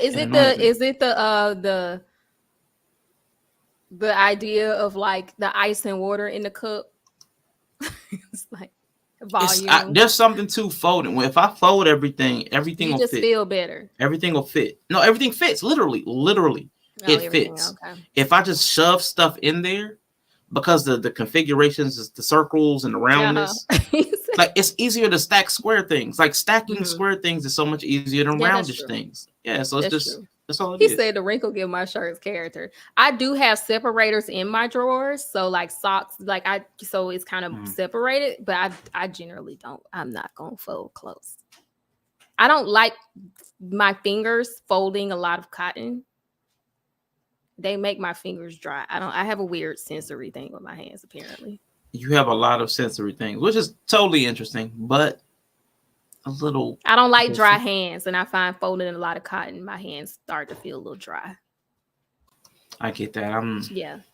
He's talking about you need lotion, but then the lotion be all over. I be too oily. Like my husband be like, you too oily. Like after I take showers, I can't be ashy. Like I have to do the lotion and then the oil. Like I don't want to be dry. And my husband be like, you were sticky. So, like I'm just saying. But we all have our separate. We tidy. Like we did the Marie Kondo, and I know she likes to fold. So if my kids want to fold, they can fold. I'm not folding y'all stuff though. So everybody has their designated stuff, and the stuff fits in there as it is. But I'm just y'all not gonna win me over with the folding thing. It got so bad with pants. I bought the hangers with the clasp, so I could have the pants hanging from hangers as opposed to from hangers. Not the through the loop, but they have the clasp. I like the clasp. Yeah, that's nice. I know names for them. Yeah, that's better for me than trying to fold the pants. But that's what it's supposed to be. I grew up with drawers. It was drawers everywhere. That was the thing. Everything had to be folded and put in drawers. But now I'm like, I need everything on a hanger. I just need hangers. I need hangers with hangers hanging, with more hangers with more stuff. Like I need the hanger with the hanger. I need all of that. That's what I need. I'm that guy. Oh I man, need that. I don't like. I think the closet conversation. Like, how do you keep my closet's a fucking mess? Oh no.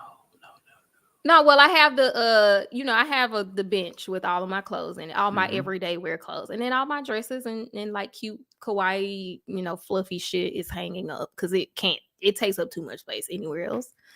So it hangs out of necessity. My husband's a folder hanger kind of guy, which is why I don't put his clothes away. Because I don't do it right anyway. He be like, you put the hanger the wrong way. You got to put the shirt on this way so the front. I was like, that's too much energy. You either gonna take the way I hang them, or you gonna hang them yourself. I'm not, because he's like, the front gotta be this way, and the hanger should be this way. And then like when you put the pants, I'll be like, this sound like a lot. Yeah. So yeah, y'all can call me a bad wife. I don't put my husband's clothes away. I get it, because it's one of those things that's inconsequential. I mean, if all the clothes are in there and are hanging, what does it matter? So I get you. If you're going to be particular about something that's inconsequential, I get it. Like you need to want to organize from like the dark ones, color range. Like, I like bro, that. you do it. He's got a system. It's not mine. Yeah. So I choose to exist outside of the system. I'm a barbarian. I like see my color side system of the hanging. Yeah, you see the side of my closet and his side. It's Mm. there's no rhyme or reason to my side. It just be Chaos. wherever the hanger was Chaos. is where it's going back. That's crazy.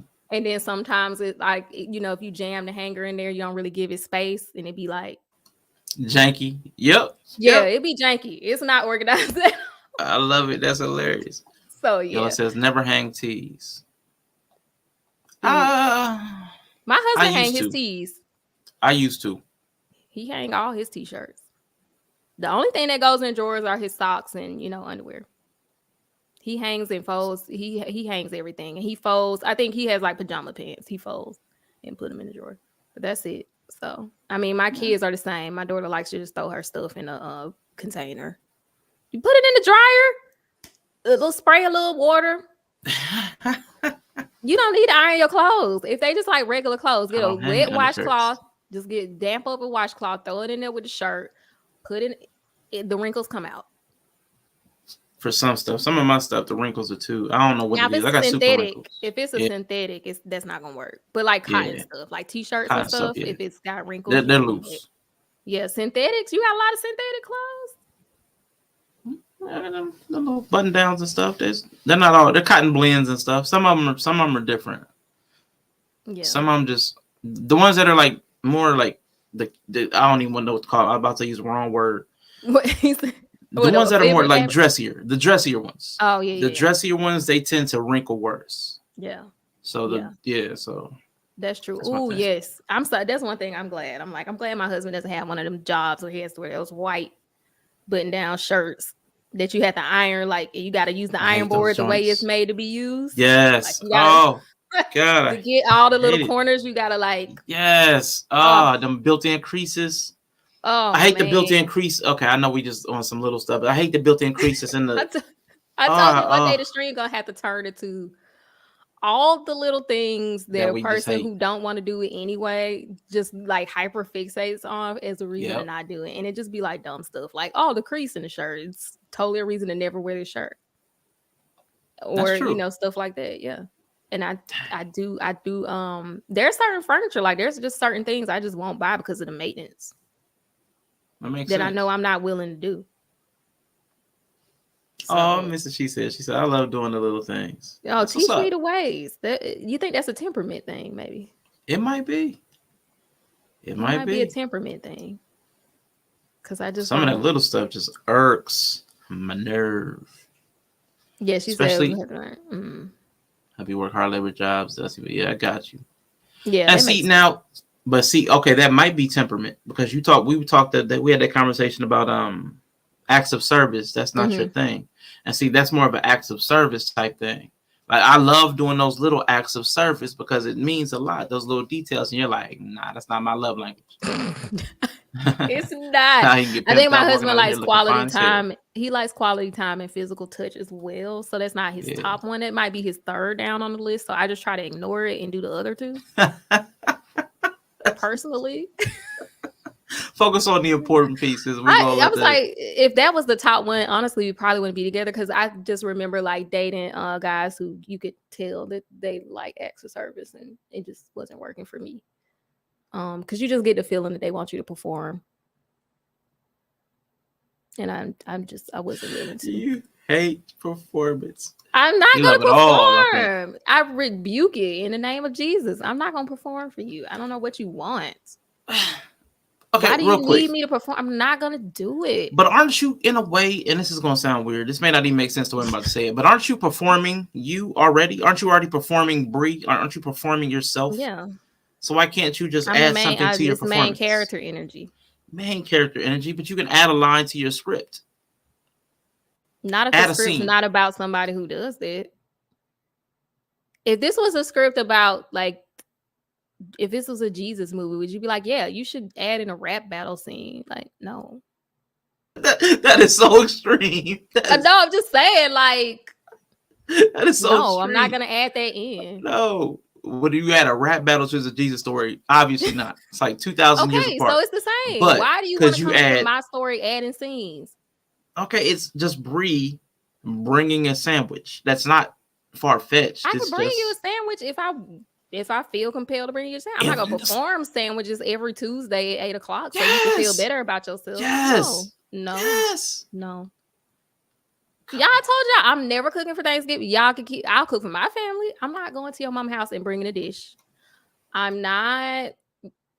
Unless somebody tell me to make you a plate. Like I will, but don't tell. Like I don't like that. Like don't do that. I'm gonna do it anyway. Don't do that. Don't do that. That's the quickest way to get me to do it. I don't know not to do it. Sorry, I don't like it. But because a lot of it's just because I have a vagina. The roles and rules, yeah. I mean, okay, so no. If you want somebody to do a rap battle in a story, you do it. And if it's important for somebody to do a rap battle, you should marry a rapper.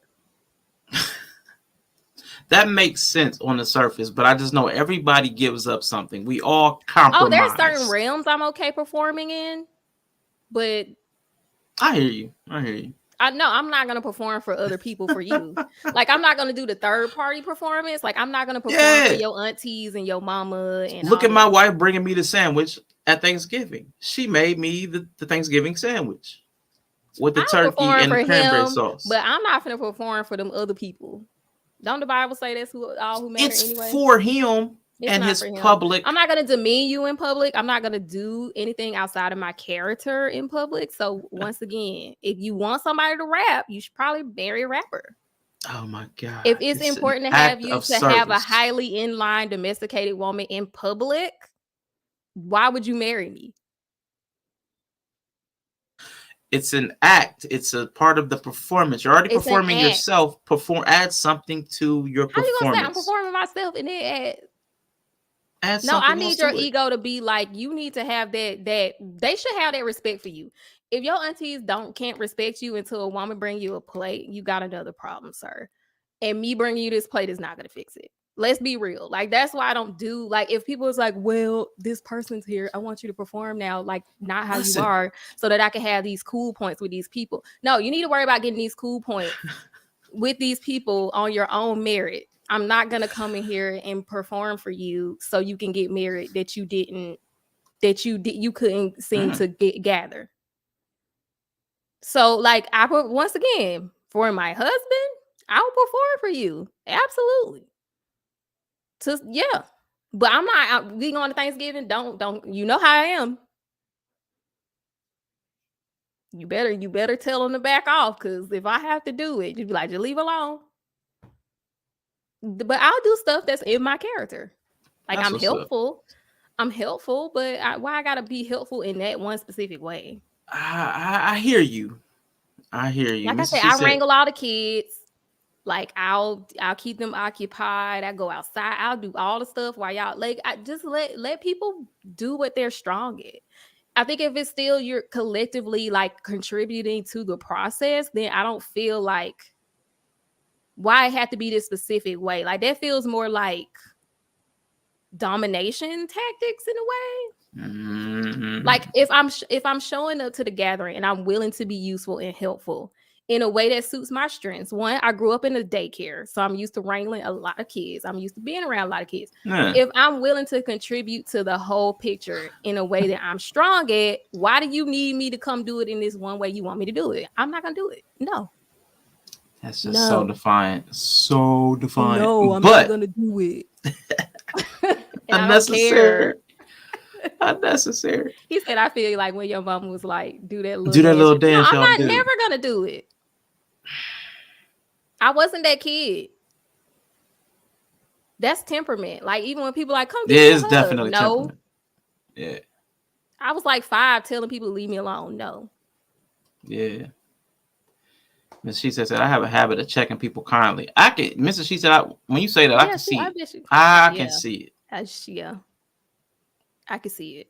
It's called being a part of the family. I am a part of the family, but if you don't want me to be a part in the way that I am best suited to be a part, then you can find another person to be a part. Jesus Christ. I can separate myself. I don't have fear of missing out.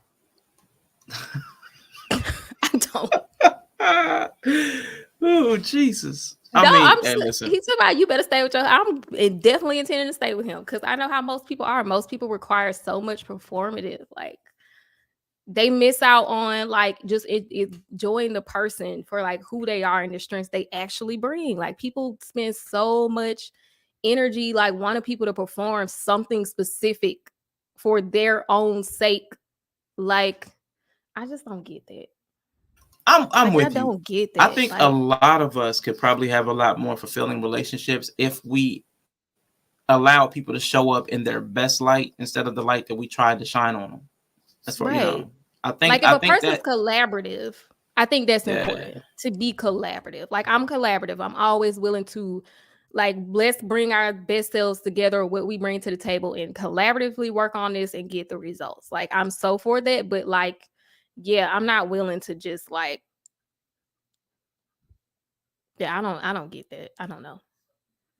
I'm with you. So Rashawn's trolling because he's the same way. What? That's not true. I perform things I don't want to do. I believe in that.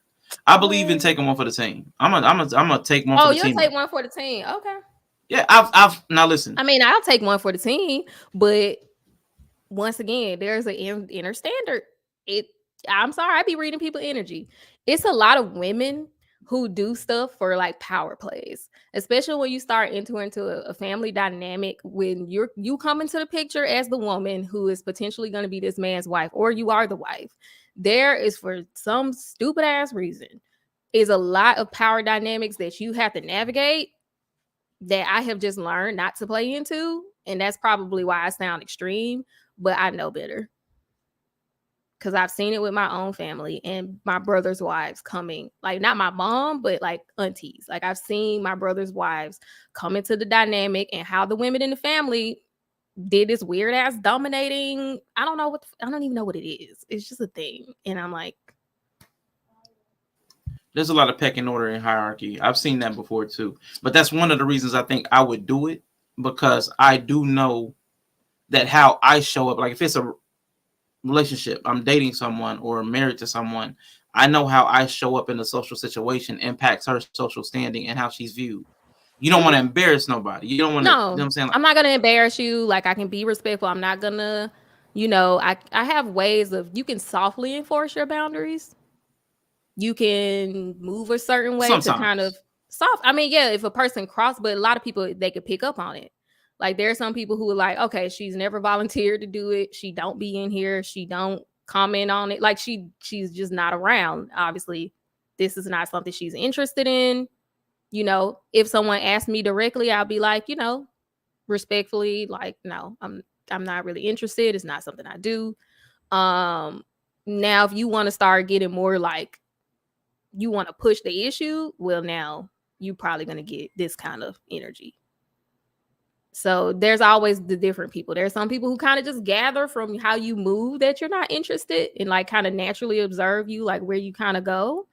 And then there's the people that maybe they see it, but they'll ask. And then like there's the people that just seem to want you to do what they want you to do. So I don't know. Yeah, I am a take one for the teamer because I've learned that family dynamics are complicated.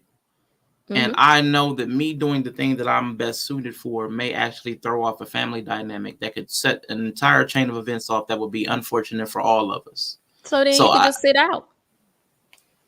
Sometimes that can also be problematic and put somebody in a situation.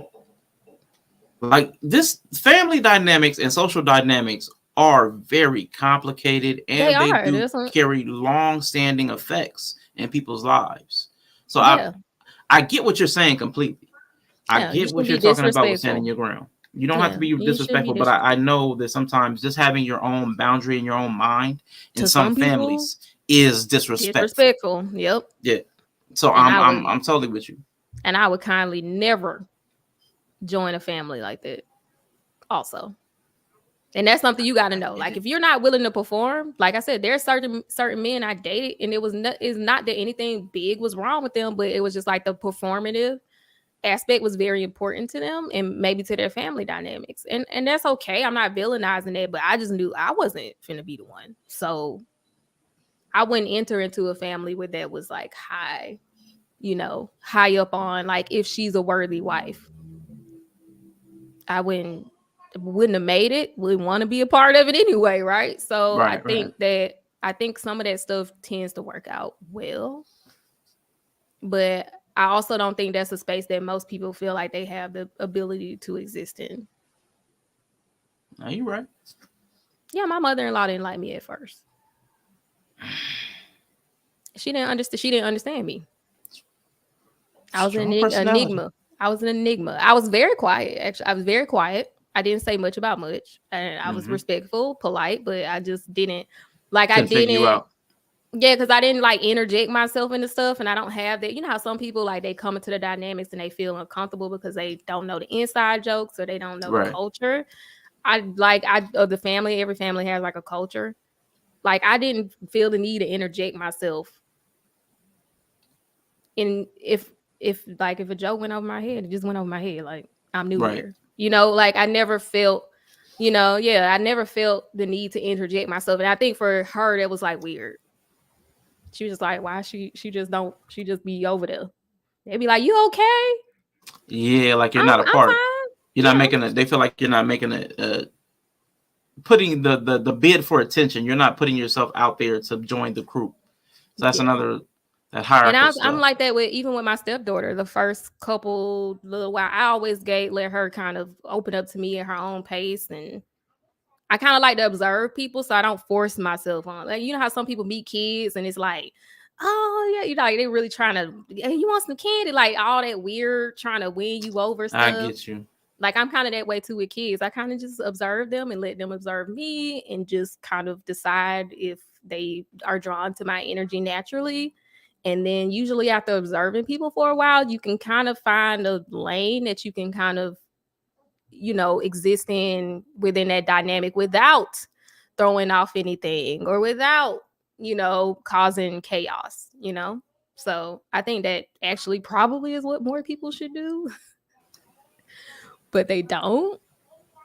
But that makes me think that's more stuff that we're inheriting and we're picking up from childhood, people putting on a performance, the representative. And dating, they would call it the representative, but that's also the way people approach children.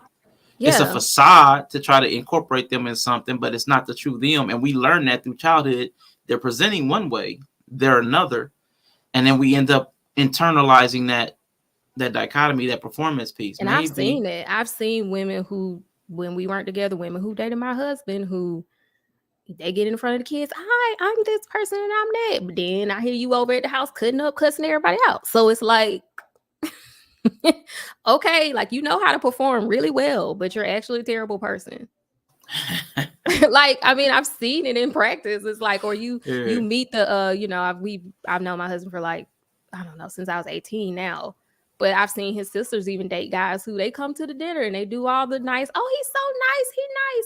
A few months later, they broke up. Why y'all broke up? He was beating her ass. Oh, okay. Well, so much for that performance. Y'all loved him at Thanksgiving, though, right? He was great. Jesus. He was marriage material, right? Regardless of other people, I don't want to feel obliged or inhibited. If I want to express an organic expression of love for my husband partner, I may feel like making that sandwich one day or not. And see, Don bring up a good point, because you know what? That makes it easier for him to kind of gauge how I really am feeling at the moment based off how I act towards him, because I don't generally do things I don't feel compelled to do. So if I'm making you all this stuff and making you sandwiches and doing all this stuff, you know, I genuinely want to do it, because I'm not going to do it if I don't want to. So the fact that you're getting, the fact that you're getting all that on a consistent level, knowing one, I hate it, and two, I wouldn't do it if I didn't want to, probably means more to you if you know that the person is not, you know, they really want to do that for you. I think, I don't know, I know it's like off-putting when you hear it, but I just kind of feel like if you know a person's not performing or not fake, you can just take what they do and say to you at face value. Oh, man, you're right. And I think the part of me that's socialized on the performance and, you know, like putting your best foot forward and all that good stuff, that's the part that says, like what you said earlier, like, oh, the people are accepting mediocre lives. Like that part of me is like, No, the facade. No, she's attacking the facade. Or, that you need to perform for, take one for the team. Oh, no. I think that's the facade brain, the social brain. But yeah, the social brain. Yeah. I think, though, I think we'd be better off if we knew that the person was doing stuff for us, was doing it because they genuinely wanted to. I think it would mean more to us. Because I think a lot of us believe that somebody's doing things for ulterior motives. Or because they feel like they kind of like have to inspire. Or they have to, or yeah.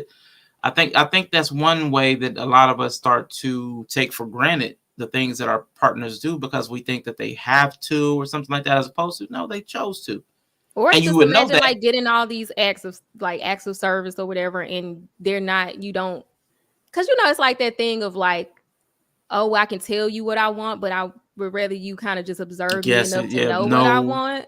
Glean or it. Kind of, observe me enough to kind of figure it out. Be useful. Like when I get my husband gifts, that's how I get him gifts. I just observe him and just try to find things that would make his life a little bit more efficient, or if I notice in something, like, or if he's been looking at something, I don't know. But you know how people say that. And I know what you're talking about. I tell people what I want. I don't really care. But I know some people feel that way. But I think that some people is kind of like, well, you can't really, if y'all are trash lovers, because y'all lacking in the lover department, because y'all don't have no real connection. If the person's just performing everything like a bot, because that's what they're supposed to do, not necessarily what you want them to do, but that's just their programming. How do you really know that you have like a human connection? Like, I think people found that out over the pandemic. I think a lot of people found out they didn't have a connection. Shout out to B9 Nizzle in the building. He came in with the side eyes. He came in at a weird spot. You know what I'm saying? Came in a weird spot. I'm a terrible human being. That's basically what Rashawn's hinting at, but it's okay. No, that's not what Rashawn is hinting at. Don't even put that on my name. No, but I think you're making a good point. I think if we had more authentic relationships where people could see what it is that people wanted to do because they felt okay not doing the things they didn't want to do, or they could vocalize that they didn't want to do those things. If we had a more honest relationship, I think. And you see them do I it. think things would be more pronounced. Things would be more pronounced. So the highs would be higher because we understand the true low of the lows because they vocalize their experience, as opposed to this representative mediocre that a lot of us force, where nobody's happy. The lukewarmness, as the Bible talked about. Yeah, I mean, imagine the shade of knowing that your wife willing to perform everything out in public for everybody else, but won't perform nothing you want her to do in the bedroom. Because a lot of these niggas be in sexless marriage too. But your wife be performing Christianity and a good wife out in the street. She won't perform nothing you want her to do in the bedroom either. So much for all that performance. Maybe if she had energy to perform because she wasn't doing it for everybody else, she'll perform for your ass. Jesus. That's what I hear people say. Y'all perform for y'all, get cute for y'all girlfriends. Y'all, it's true. Y'all do everything for everybody else. It's But when true. it come to us, we don't get shit. Yeah, but then y'all be feeding the same shit that is not serving you.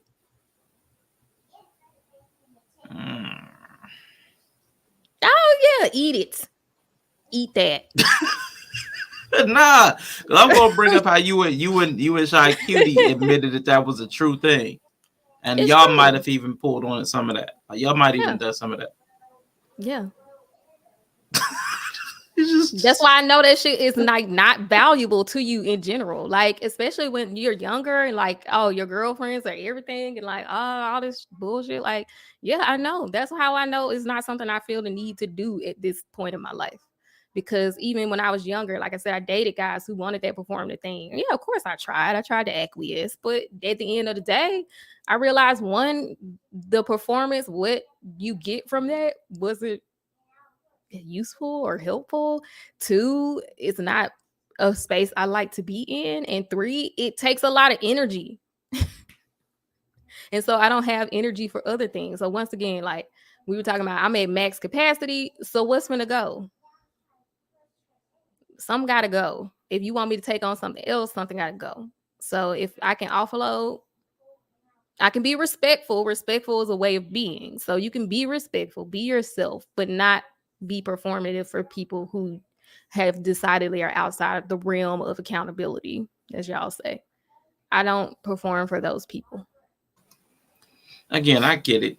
I do think there is some social performance required sometimes for relationship and familial dynamics, but I understand what you're saying, and I'm with it.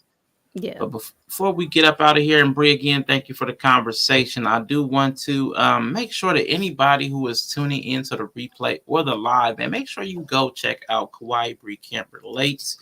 I hope I have this right. I haven't used it in a while. Let me see.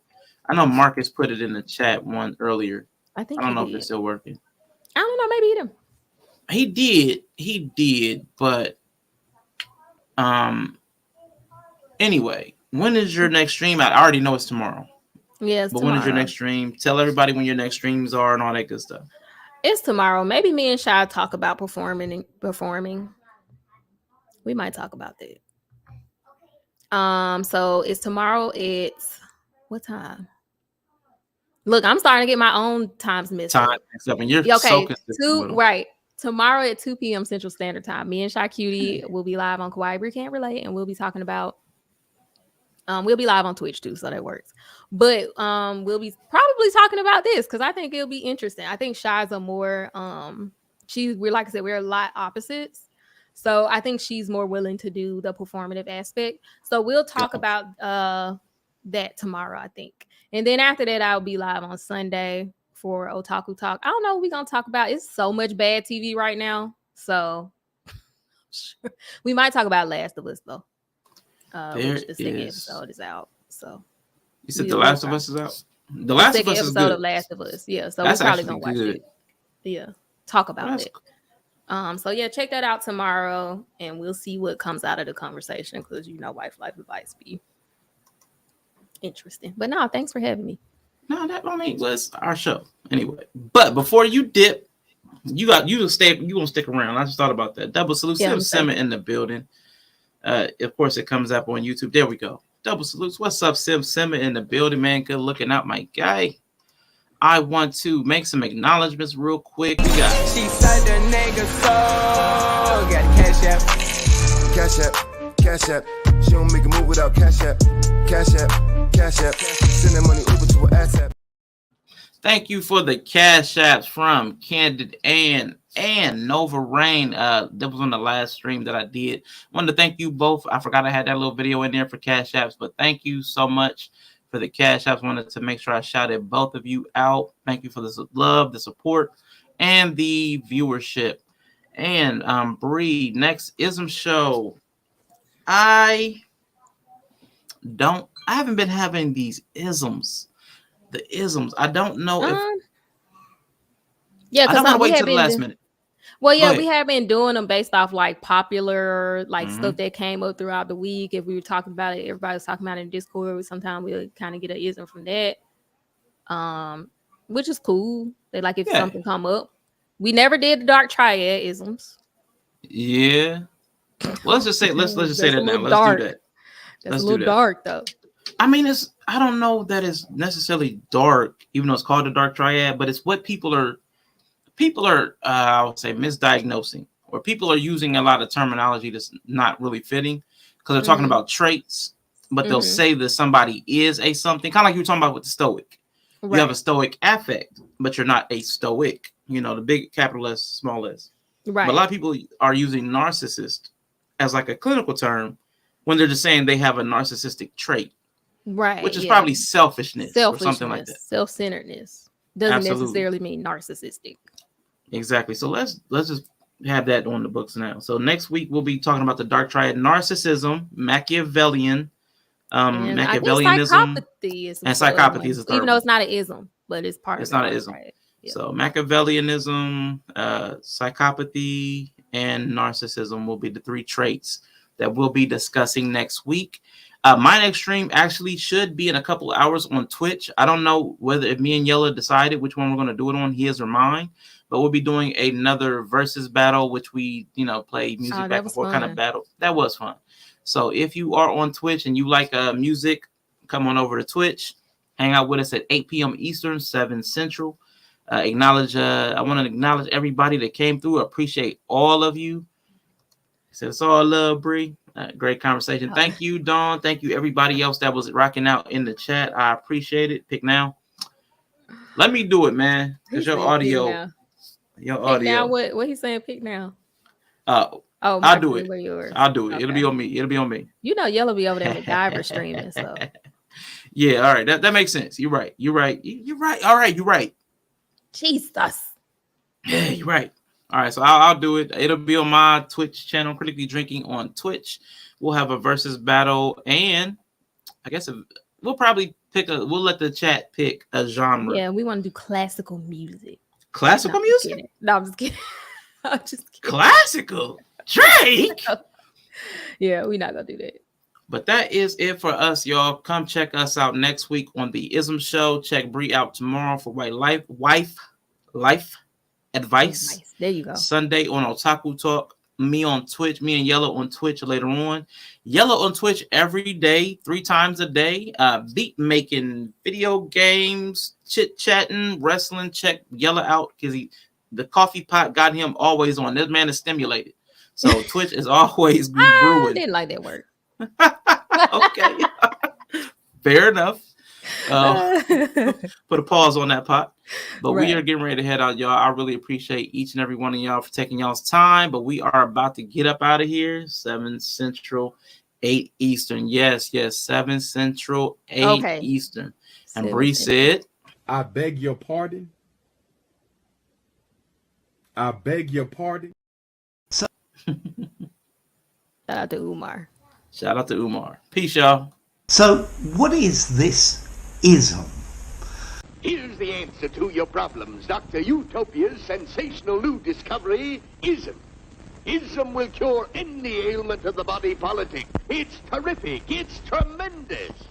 Once you swallow the contents of this bottle, you'll have the bountiful benefit of higher wages, shorter hours, and security. Enormous profits, no strikes. Remember, you're the big boss. You know how long the ism been around? Yeah. The ism probably been around longer than the Illuminati. But we have different rituals. You know, it's always a ritual to a secret society that we live in. Ism is a secret society. It's a culture. It's a vernacular. When you expand your emotional vocabulary, you expand your awareness of yourself. When you expand your emotional vocabulary, you understand how you can navigate in this bitch. This fucking weird-ass world that is so hard on y'all. Like, let's acknowledge that the world is very difficult for y'all, but y'all are not making it any easier, bruh. You're not. You might not like my fucking delivery, but motherfuckers is starting to talk, you know? Shaking the tables, I don't give a fuck. Not a good day, okay? Not back to that shaking the table. Oh my God, she's so hot. All right, calm down, everybody.